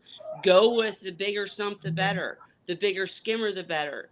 The bigger water changes, the better. Absolutely do everything you can to make your tank successful until you mhm, learn your seahorses. And that sounds so not good mhm, English, but until you figure out your seahorses and figure out what they need and see if the tank adapts. Again, with a new tank, you're going to go through an algae cycle if you're setting up a mhm, natural environment. If we have instructions to follow a not natural environment where you can set up sterile for breeding purposes or just a seahorse tank and never see algae. We also have instructions for setting up a natural tank where, then you're going to see some algae, the algae cycle that happens in any new tank. But mhm. Holly has been doing this a long time. We're talking about two tanks that are already established, and she's just combining one to the other. So, Or in my wondering thought, when to, like when is the time to, and how is the best practices of how to go about it. So I'll ask you, Kelly, the yeah, question. So let's say you want to, like you've been talking about switching your seahorses around hmm too. So how do you go about that, and what's your process of preparing for it or actually doing it? Like adding more seahorses to a tank, or Like what's your thoughts on that subject? So my thoughts, like I really don't like sharing this live because again, it's not the same for a newcomer, right? If you're Mhm. new, you need to be extremely careful. Um, when I first started with seahorses and when I had different species all over my house, right? Mhm. I had Cuda, I had Barbori, I had Erectus, I had Reedeye. I had different gloves for every tank. I had different nets for every tank. I did different water changes for every tank. There was no cross contamination. And that's really important if you're new and if you're just starting this. Mhm. If you have two tanks, don't mix because what you're doing in one tank might be not effective in what you're doing in another. And my hands aren't showing. Sorry, I'm doing this and yeah. Anyways, but for me and Holly, you're in the same boat. We've Mhm. kept these seahorses for a long time Mhm. and our tanks are established. There's nothing new in them. We haven't added new things, right? Like I don't Mhm. go buy coral or macros or gorgonians for these tanks because I'm trying to breed. If I had two tanks that were completely different, say I had one tank that had macros and gorgonians and was live and natural, and I had one that was sterile for, say, breeders. There's no way in hell I would ever move seahorses from one to another without some sort of protocol. Unfortunately for me and for you, Holly, our tanks are typically the same. So my 40-gallon all-in-one is very sterile. It's just rock and artificial plants. My 65-gallon used to hold a lot of macros. Mhm. Today, it's artificial and just rock. So I don't have as much worry about switching them over. So Same I, here. I feel like enough's been cross contaminated over 5 years, probably right, by accident or whatever. I'm not worried so much about that right. aspect. And the seahorses have the immune system built up. They're used to the mistakes that we humans make Mhm. as to keeping them. And yeah, so in your situation, to be completely honest, again, not for a newcomer, but for your situation and my situation, I'm not Mhm. afraid to move two seahorses over. Mhm. That's my answer. Um, Ray, would you disagree with me? Ray's busy in I was chat. All reading, right. I'm typing. Okay. Yeah, Ray's he's busy playing in in the chat. chat box right now. Okay. Well, for those that come for the Seahorse talk, I would just say again, if you're new, keep your tank separate. What we're talking about here is two people that have kept seahorses for years and years. No, they know they're seahorses. I know if my seahorse is pissed off, right? I know if my seahorse is grumpy. If I moved two seahorses to another tank that's completely compatible because it has Mhm. the same things in it, there's nothing new for a year or more, and they're all captive bred, right?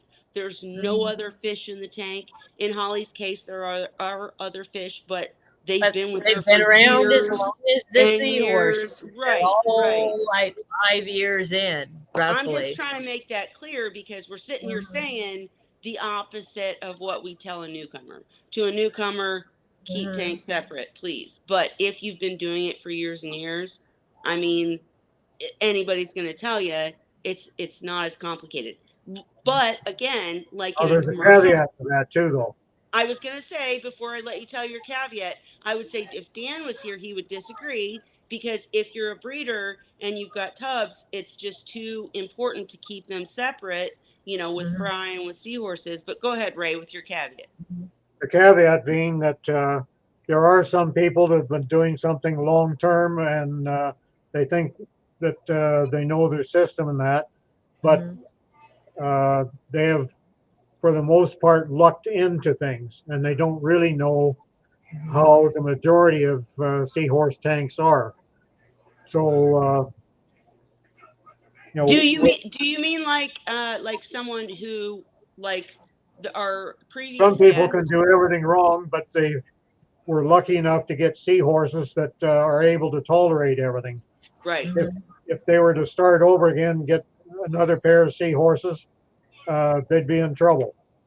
Well, okay. But So first of all, they think because they've succeeded at it that they do know it. I know so because many decades ago I did that myself. I was going to say, you're talking about me, right? So Mhm. first I'll I say, was talking about me. I know, but you're talking about me too. And a Well, previous, same here, and that's why I'm asking him. Like, if I want to do this, should well, I do it? How hang do I on. prepare? When should I do it? Like, Right. what's your thoughts on this? I Let's go into it, but real quick, I was going to say that previous comment about, hey, I had wild caught seahorses and I threw them a tank and they did well and everything worked out. And then I got captive bred and they failed. Well, Well, then what has worked out wait, too? Did you hang have on. them 10 years or did you have them 6 months? Right. And I would say he was also speaking to me because I've made the same mistakes. And I have made the same mistakes. Ray, you keep getting caught up in chat. You're messing me up. Sorry. But Well, I but got to say things because I can't talk. I can't say everything because I can't get a word in edgewise. I know we overtalk each other for sure. We overtalk each other for sure. But I was trying to think, I had a comment about how I made a mistake just like you guys. What were we saying? I'm sorry. well, basically, Well, all you're I just need like the rest of us. What? if I'm thinking of increasing my stocking density, let's just put it that way, Yeah. in one tank, how do I prepare the tank for that? Or how do I monitor it when I've done it? How do I figure out? You can't. Ray, come back to us. That's We need your basically help. what you're Yeah, but saying is you can't, you that's play what it I. by ear We're coming until back to what I said before. Mhm. You don't know until you get set up, and then you're going to use the same instincts that you used when you set When up you started originally. out. Mhm. Yeah. There's no simple answer for you. Yeah. But I would say again, just repeating myself because I totally lost train of thought there. But for newcomers, don't mix, don't exchange tanks. If you're doing tanks separately and differently, don't mix. In Holly's case, she's doing tanks the same. See, I don't think, I my thing is I'm anticipating, see, if I lost one seahorse in either tank at this point. Okay, so Dandy's getting old. That's what I'm thinking about. He's handicapped, he's over 5 years old. Okay, so if I lose him or Sadie, there's only two seahorses in that tank. So if I lost one, I wouldn't want the other to be alone. So the remaining four I would put in there because I don't feel like five is too many for a 55-gallon. With it, I feel like I've had five in that tank before, right. so I don't feel like that's overstocking. I've got four in the 75-gallon. If I lost one in the 75-gallon, that would leave three seahorses. And I feel like three seahorses in a 75-gallon is not good. I would put them in the 55. So No. I feel like I'm one away from combining, or I could even combine sooner. I feel like six might be overdoing it in the 55-gallon at this point, but barely. But I know this is coming because I don't plan on getting more seahorses.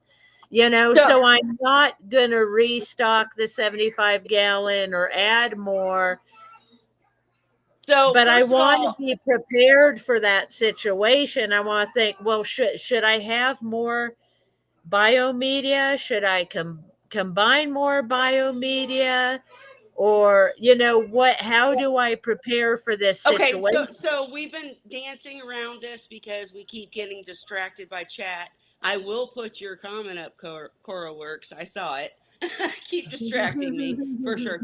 But I would say the honest answer to your question is, if I was combining two tanks that I had been keeping seahorses for a long time, and I Mhm, knew that they were very similar, that I wasn't really worried about pathogens.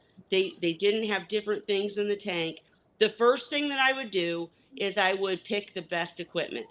So if the better mhm, skimmer is in your 75, I put it in the 55, right? mhm, mhm, Get the best equipment in there. Make sure your K1 goes in there. I would probably order and overdo any chemical filtration that you use, like charcoal or Purigen or mhm, whatever. I would get that on hand, not necessarily put it in the tank, but I would get it on mhm, hand.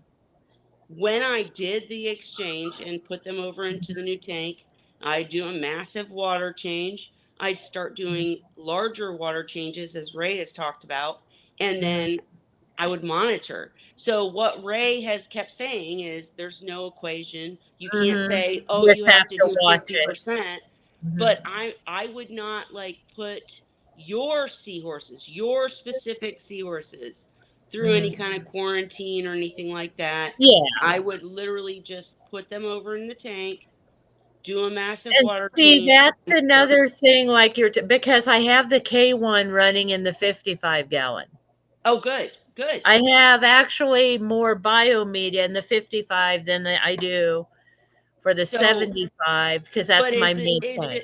is the skimmer greater in the 75? They're exactly the same. Okay. All right. So, in your again, I keep saying specific case because we're having this conversation for the Mhm. community. So, anyone in the future that But has this yeah, I have problem a wants to different. know. But if you're Mhm. new, we're not talking to you right now. But Mhm. for someone that's been doing it for years and years, I would just do it Mhm. and know that you might have to do more massive water changes on the 55 to start with to get it up to par Mhm. to where the back because it's all about bacteria, right? It's all about Mhm. you've added a huger bioload into the tank, Mhm. so you have to let the bacteria catch up to compensate for what they're eating, for what they're doing, for their poop, for everything. So Yeah. another tip would be add beneficial I saw bacteria. what I was thinking about that too, Ray. I saw what he was saying about both skimmers on the 55.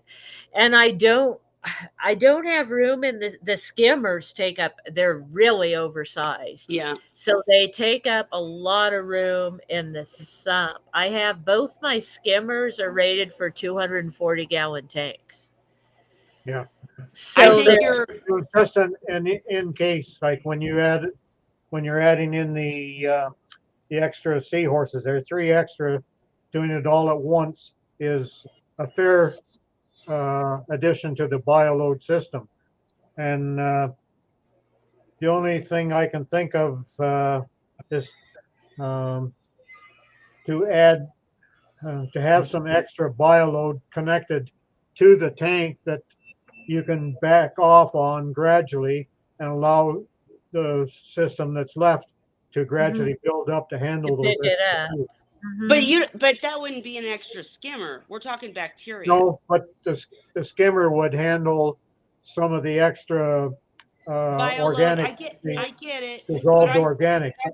I really Mhm. feel like I Now really see my wait, skimmers hang right on. now for a second, my skimmers are way oversized for the system that I have. I empty my skimmer cups every day, but honestly, there's nothing in them hardly. Most of the stuff is so low, they're not filling. I wipe them down the inside and all around it because the stuff gathers on it, but it's not like the skimmers that were smaller that I had before that were just filling up with stuff. These are really big. So I feel like a one skimmer because it's rated for almost 5 times my tank size, my Right. skimmers are. So So I if feel like one could probably handle it.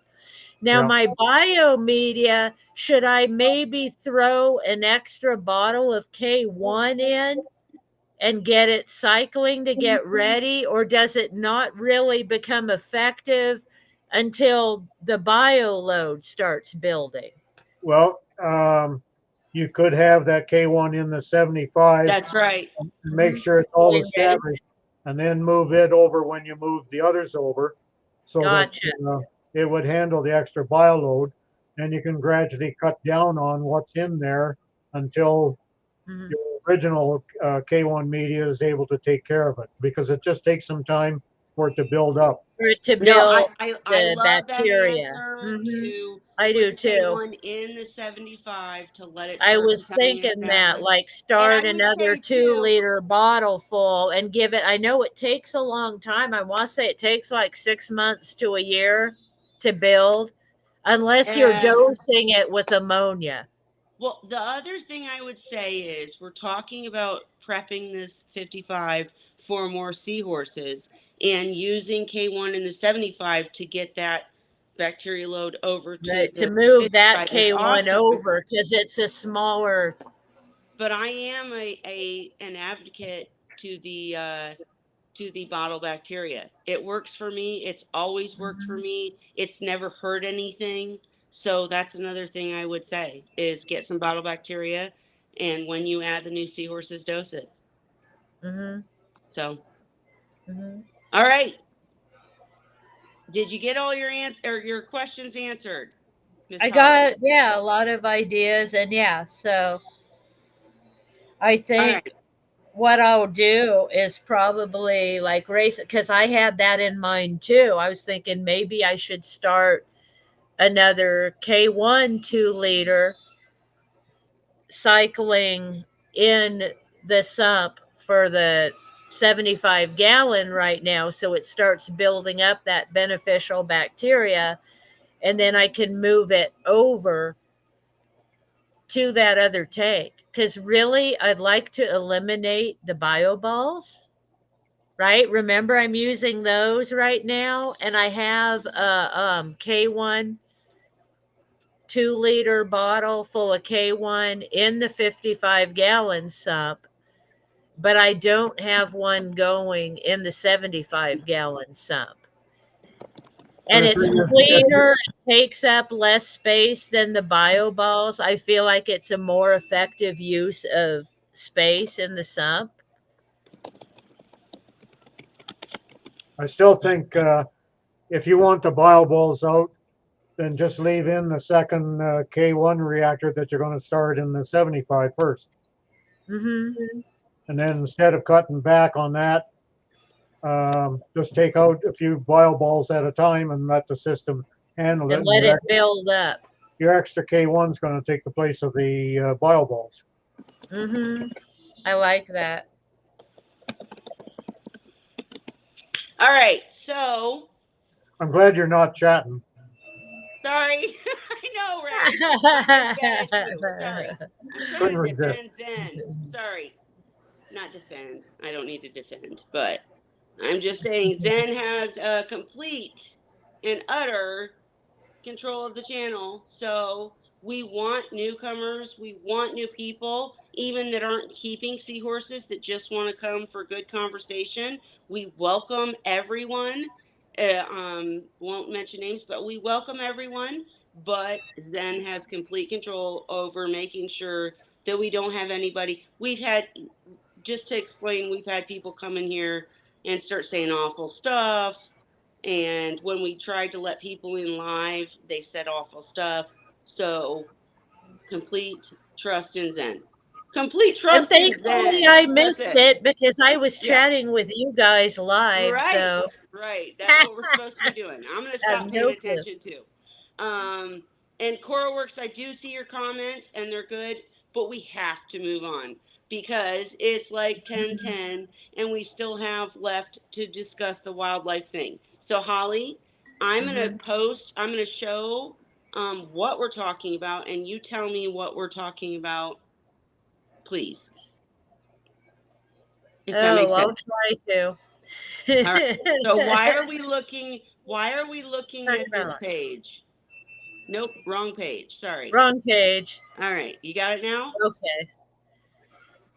All Why are right. we looking at this page? So I don't know who else might follow this page. Myself and a few other people I know, not involved with seahorses, just random people out there, have followed this page since I found it right about the beginning of the pandemic. And basically, I mean, we've talked a lot about a lot of different things here tonight, so I'm trying to gather my thoughts. But so basically, what this page is around the beginning of the pandemic, so 2020, early in 2020, this couple, they are from Queensland, Australia, and they found a baby magpie that had fallen out of the nest. So that's like our crows here in America. Basically, they're similar birds. So they rescued this baby bird that fell out of the nest and nursed it back to health. And the bird ended up forming bonds with their family, including their two dogs that you see here. They're two pit bull type dogs. And they built a huge Facebook following and posted pictures of Magpie interacting with them and their pets over the past few years. And recently, so that we're like 4 years in now, they had a problem with a scammer, they said, that had joined their Facebook page and claimed to be raising money on their behalf. But this person was not associated with them, and they banned this person from their page. And the person took retaliation and went to wildlife officials in Queensland, Australia, and reported them as keeping wildlife without a proper permit. And the thing about this bird is they don't keep the bird captive. The bird lives outside in the wild. It chooses to interact with them and their family. So it comes and visits them and their pets. Hmm.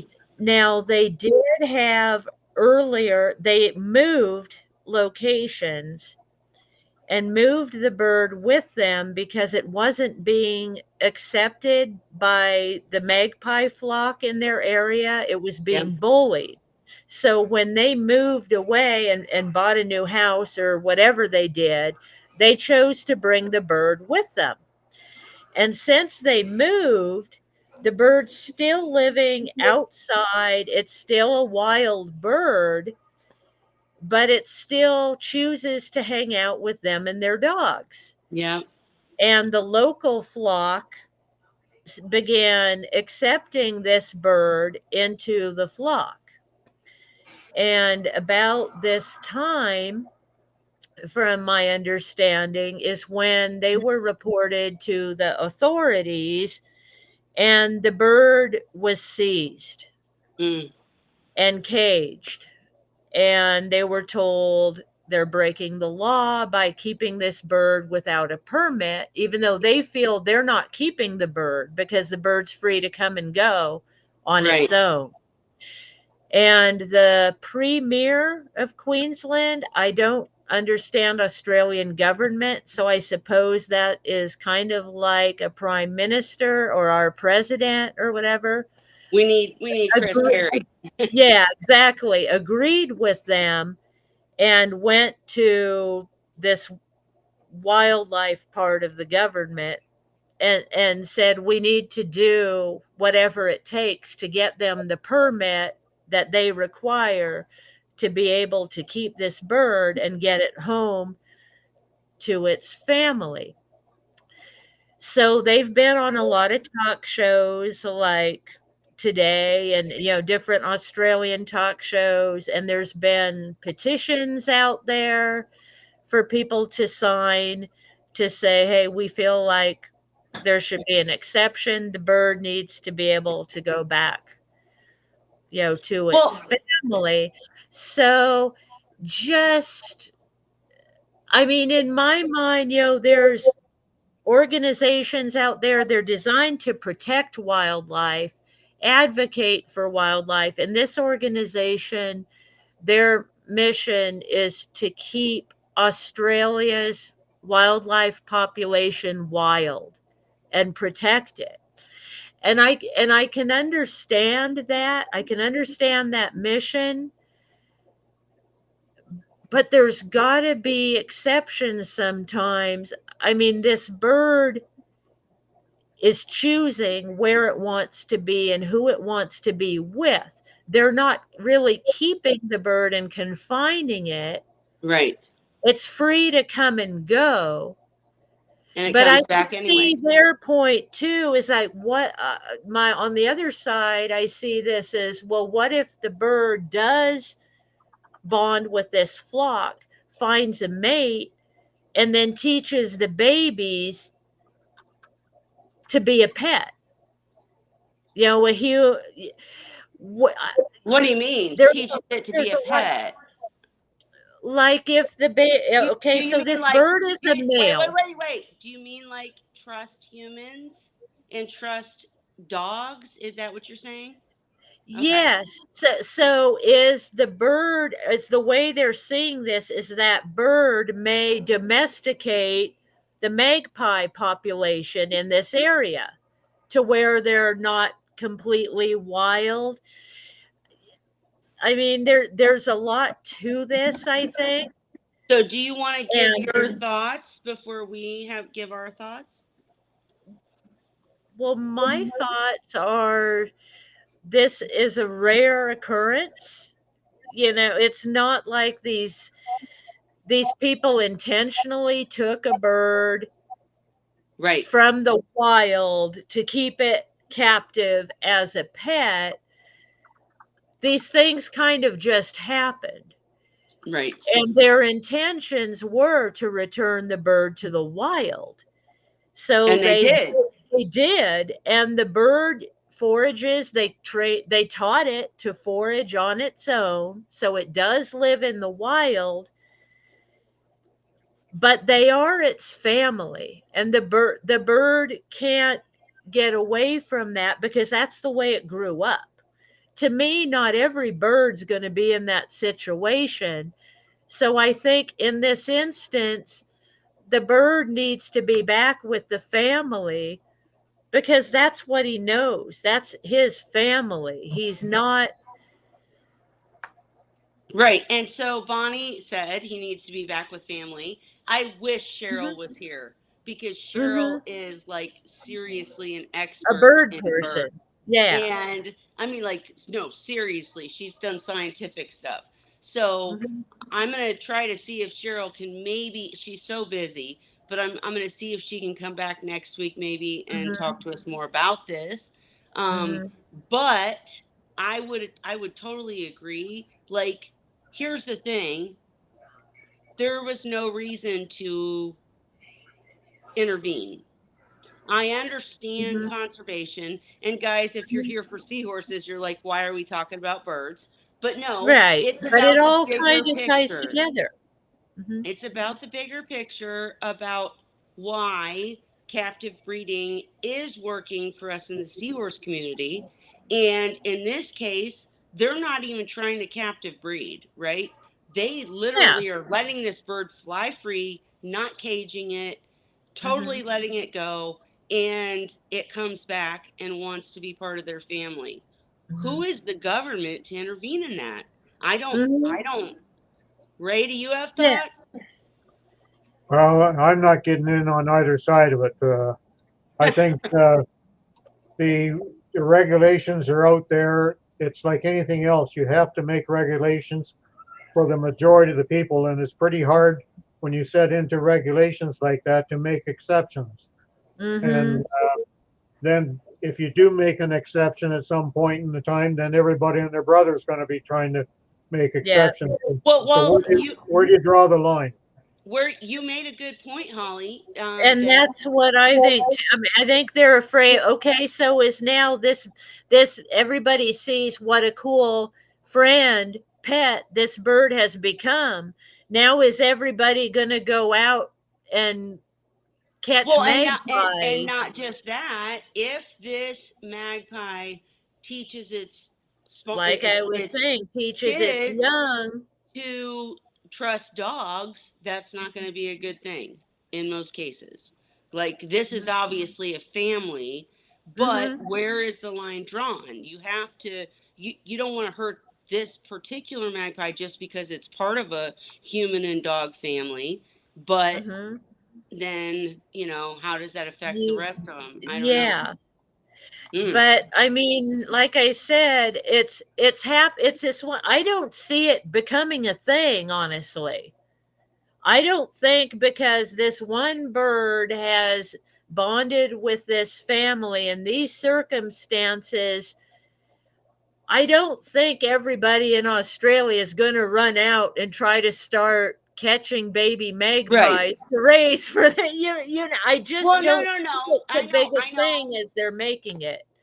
But Make the an other side of the exception coin, for this family because this is rare. It's a rare circumstance, I think. yes, And sometimes I think rules are too strict. strict and there's too much government in our lives that don't take into account people's individual circumstances on all levels, Right. not just But with animals. I know, but in an overall sense, if this particular magpie who has a family with a dog and humans, dogs and Hmm. human, Hmm. if its offspring go and try to make friends with dogs and get Hmm. killed, where is that? Like, so Hmm. I'm with Ray. I see both sides. Yeah, Cora I Works said totally can. Cora Works said it sucks when a government body is used as a club by some scammer, but that doesn't Yep. change the fact that this was protected wild bird that is being treated as a pet. But is it Hmm. being treated as a pet? They're not caging it. Like No, that. they actually tried to rehabilitate it, actually. So it doesn't live with them. It's not living in their house. It lives in the wild, but it comes to their house and hangs out with their pets and them. It chooses to spend time with them and they let it. And Bonnie And said, it's bonding. And that is true. And birds that look at parrots, look at all kinds of animals do that. So, I mean, look at us with dogs. Dogs chose to bond with us. right. Well, and Bonnie said the bird will die being separated from its Yes. family. When my husband died, my African died 2 weeks later. They sat together every night. That Hmm. breaks my heart, Bonnie. I mean, it really So does. Oh my God. that's my point of view is this individual bird is part that's its family. Now I can see I don't know what because right now I guess they're getting ready to have the talks with this department, DESI it's called, that's going to issue their permits to keep the bird and talk to them and they might have circumstances that they're required to follow which haven't been announced yet because they don't know yet. So I'm wondering if they might tell them you have to keep the bird inside with your family and not let it be part wild and part Well, so and with that it I that's the don't know thing. what's going to come of this but I just thought it was an interesting topic of That's the discussion thing. as to how we relate to wildlife and what's right and what's wrong and how do we work this out as far as And rules to follow. I do want to bring it back to seahorses at this point, but Cora Works said if you need to rescue wildlife, you contact the proper authorities. You Mhm. rehabilitate the wildlife, This whole story was a flub from the beginning and probably can't live in the wild properly. Yeah. So, where does that leave us, though? Should they Hmm. not have rescued the bird? I mean, that's. Probably not. Well, what they should have done, if we really want to be honest about the way it should have gone, because I know, like where I live here in California, if you have a wild animal that's debilitated, like a bird fallen from a nest or whatever, you call a rescue organization. We have wildlife rescue here that are trained and able to deal with that situation, and you turn it over to them, Hmm. right? So you're not supposed to keep a wild animal you just find and take care of. If you have success in caring for it, most people don't. Usually the baby animals die because you don't have the expertise in taking care of it, right? But in this case, it lived. They were able to take care of it. And I haven't followed it that closely, but I think they said they did have a permit for it at one point. Well, so And then let's felt they didn't need it because they returned the bird to the wild. let's back up and let's go back to Cora Work said they should not have touched the bird. Right. So, but And that's really right. And if we go back to the very beginning and say what's actually right to do and what's lawful and right, is that you're not supposed to take a wild animal yourself, even like a baby bird that's fallen from the nest, that type of thing, and rehabilitate it yourself. You're supposed to call the people that do that. well, And like here and in I California, we do have that. I imagine they do there in Australia. But honestly, not everybody does that. And I this was was gonna the say pandemic, and they thought, here's a baby bird. We're gonna do what we can to take care of it and help it and release it back into the wild. And they did that. I can And the tell bird you're came back. passionate about this because I feel like Ray. I can't get a word in. Sorry. Yeah, I love you yeah. though. But no, I was going to say we don't have that here. I Hmm. literally had a situation recently, anybody on Hmm. Facebook that knows Hmm. me knows, where I found this little dog, like two little girls were chasing it down the street and saying it's been running in front of traffic for hours. And I Hmm. tried to trap it. I tried to, you know, not bring it home because I can't. And Hmm. I tried to call authorities and they all told me, sorry, we Right, don't do right. anything. There's I'm in that Indiana. too. They don't have anything. So what do Hmm. you do then is the question. And And it's a moral thing to me. And I'm like, to them, they did the right thing. And for the bird, in the bird's scheme of things, they did the right thing because they sure. saved its life. Well, and let's really bring this back to seahorses. Mm-hmm. People say the same thing about seahorses. We shouldn't be Hmm. keeping them in aquariums. Yes, Period. We heard shouldn't. that. Why shouldn't we? Because we're taking from the wild population, but we're not. A Mm-hmm. few people are taking from the wild population and creating captive bred seahorses for the Mm-hmm. aquarium. It's a different circumstance because with birds, if you're keeping them wild and then they trust dogs, that's not a good thing, Hmm. right? But in our case, if you're creating captive bred seahorses for the aquarium, we don't let dogs into the aquarium, right? So totally different circumstance. But sorry, I just had to throw that in. Ray, Hmm. any comments? Because I'm going off on a tangent. Well, basically, I agree more with Coral than with Okay. anybody. Like I posted there, I really believe that the regulations, while they can't cover every single situation, I believe they're there for a purpose. And if the person had done what they were supposed to and turned it into a rescue, it would never have got that human attachment in the first Hmm. place. so that it would have been successful in being returned to the Hmm. wild. But now we're here. Now we're here. That didn't happen. So what's Two best wrongs don't for the make a right. bird? So should the bird Two be, wrongs don't make a right.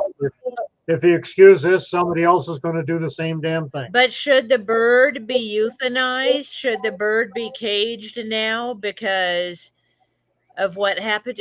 I mean, to me, I think they have to put it into a permanent home. So it should be caged. Uh, yeah, it's going to have to be caged, but it would be in a suitable mhm, situation. Um, most of these rescues, they know where. Um, I can't get mhm, out the words. It's like say in Africa. There's all sorts of places in Africa where um, wounded animals mhm.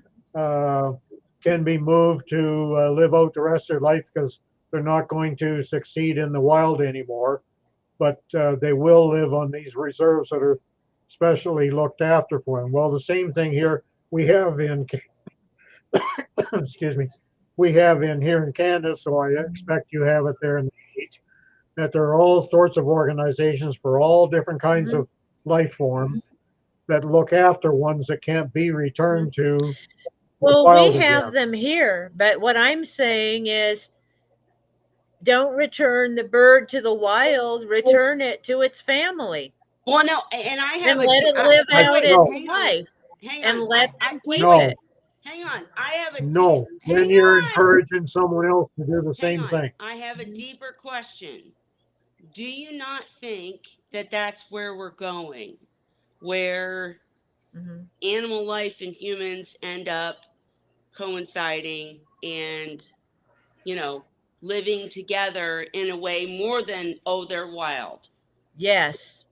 I'm just asking. No, I I don't. I'm not absolutely saying I see that believe it. happening. I'm just And asking. I'll tell you right now, the way I feel about it is that's going to be the way it has to be, or we're not going to preserve animals on this planet Wait, why do you say that? Because they can't preserve because themselves? we're destroying their habitats and moving in on where they live. We're going to have to coexist.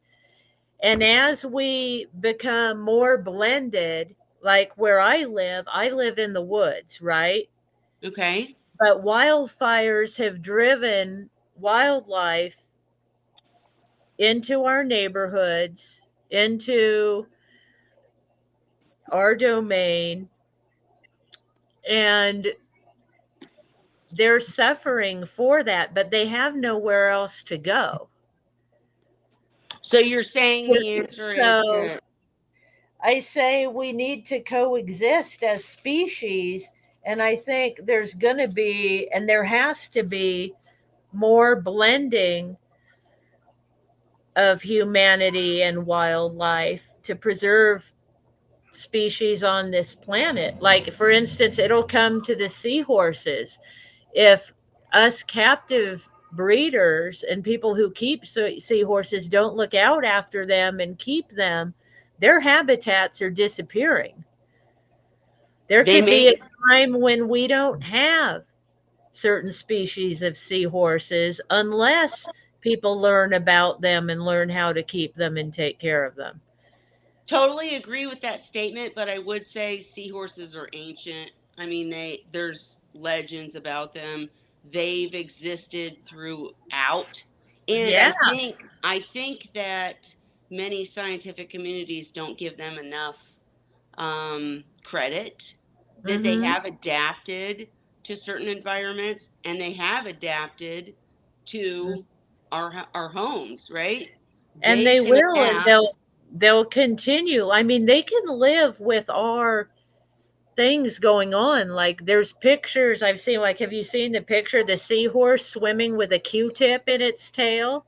Yeah, let me They finish don't my care statement that though. it's trash. You Right. know, they don't know it's something to hang on to. What I But was what I was going to say is that captive breeding can lead to something else, right? mhm, I promote captive breeding for the aquarium industry. but there are many sources. Chris Carey is one of them that was Mhm. captive breeding for release into the And for wild preservation. because the seahorses in the wild are not doing well, right? They're Mhm. not, they give off all these babies because Mhm. not many of them survive because the environment's getting destroyed. So I can see in the seahorse world Mhm. the the reason for captive breeding. Mhm. But Mhm. Ray, did you have anything else? We're gonna go to bed too, but did you have anything else? Yeah, no, I have nothing else to say on it. I'm pretty set in my idea on it, so I'm not going to change anybody's mind. I know, but you It's like you politics. think that Uh, taking from the wild is wrong, right? Mhm. Taken from the wild is wrong. Um, uh, and it's hard for me to say that when I'm taking seahorses, but I'm not taking them from the Right, wild, although they have Mhm. been sourced from right. the Mhm. wild. Mhm. But on the other hand, uh, there may be some purpose for it when you're looking at the populations that are being depleted because of things like Chinese medicine and so on. Right. Mhm. So it may be that this is a way to learn sufficient about it to be able to keep Mhm. populations at a suitable level. So they still are going to be around for eons more. Right. Right. Mhm. There's no answer here, guys. We don't have one. Yeah. Ray, I appreciate you coming. Feel free to bow out. We're gonna end this pretty soon because there is no answer, guys. Yeah. Right? And I It's mean, I just totally agree with that. The beginning was very wrong. Okay, good good Good night. night. night, Ray. We don't usually get into emotional or deep type of topics, but Or Holly wanted political it, so we're topics. doing it. But yeah, no, but it's because it's a conundrum, Yeah. really. Because I totally agree with Ray. In the beginning, they shouldn't have taken a wild bird and tried to raise it and take care of it. But the fact is, we're 4 years in now. Hmm. The bird doesn't understand that. Right. The bird has this family that it's bonded with, and it doesn't know any different. So, in my mind, do what's right for the bird. Don't let the bird suffer over the mistakes of humans. So what you're really talking about, and I'm sorry guys, I got to be real here, is Mhm. Darwin, like survival of the fittest. I mean, if this bird was manipulated in any way to think humans and dogs were good and might Mhm. possibly have offspring, and if we believe that that's not a good thing, like Mhm. maybe that's a good thing to have that community, but if it's not a good thing, if they need to stay in the wild, then yeah, I'm And maybe it's the not like bird it can't might continue. never bond enough with birds to have offspring. Who's to say that? Right, Because right. it Well, and you said something earlier about it training its kids to trust things. I don't think it yeah, could do like that. what if it did? But I don't know. I mean, I don't even know Yeah, if that's a possibility because I'm not a bird expert. Like right. Cheryl would probably, like you said, be the one to ask, or maybe Sam Banfield. But Sorry, I'm reading comments. the one bird that this is happening with, this is not a normal situation. Right, And I don't really see it being a thing where we all rush out and try to keep magpies. right. You know Who what? I wants to? don't think it's going to create a thing. I think let the So, bird go home so, to its so family. when we talked before the Oh, hang show, on a second. I have a tank failure all of a sudden. I'll be right oh back. no, okay. So I I'll think just say before the show, I talked to Holly, and basically I was like, "Oh yeah, how dare they? With this bird, it's cute with the all right, I'm dogs." back. My air pump came disconnected. It was all wah. Gotcha. So I was just saying before the show we talked, and I was like, totally. why is the government coming down on this bird? But then as we've talked about it more, Because I of think rules. Yeah, it's because they no, have I to don't care. enforce No, the no, rules, no, no, right? no, no, no. I don't give a shit about any of the rules. What I care about is if it's leading to something else. Meaning, I don't want to see its Mhm. children killed by dogs because they trust dogs, right? If that's a thing, and we don't know that it is, but that would make me say, okay, no, this is totally bad. Well, I would say my perspective on that, what I foresee happening is that the birds, what they're thinking is the birds will become more like dogs and become more domestic because the purpose I think of this wildlife thing in Australia is to keep Australia's species wild. And I understand They're it. trying to keep people from keeping pet kangaroos, Yep, pet snakes, pet yep. because Australia has a lot of unique wildlife. So they're trying to keep the wildlife wild instead of becoming domesticated. As long I as they're think taking a care of their lot of environment. their wildlife is prone to becoming domestic because personally, here in California in the US, I had a client who kept kangaroos.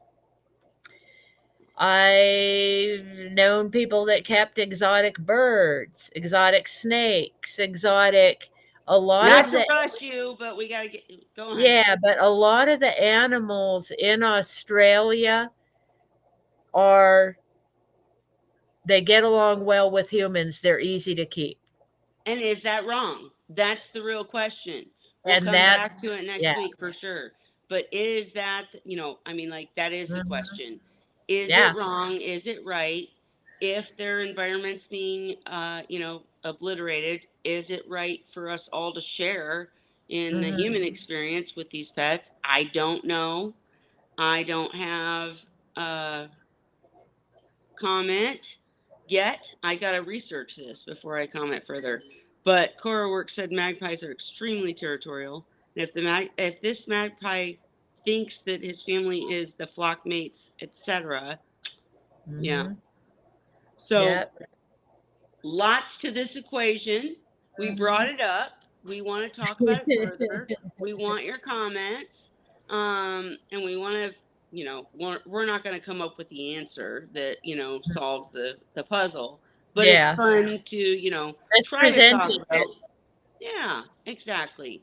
So I think we're going to talk about all these things next week too, because Mhm. they aren't solved. Mhm. And so I would say come back next week. We'll talk about all these things and more. But for tonight, I'm going to have to end it, guys. I am so tired. I'm sorry. But it's 10:44. I love being with the community and talking about these things, but I'm like, literally, you could probably see me falling asleep as we sit here. So for tonight, we're going to say Happy Wine Wednesday, but I'm going to go through the comments that I missed and come back next week and bring more comments for us to talk about. So for tonight, though, we're saying Happy Wine Wednesday. Thank you, Zen, for Yay. handling everything. Love ya. Yeah. All right.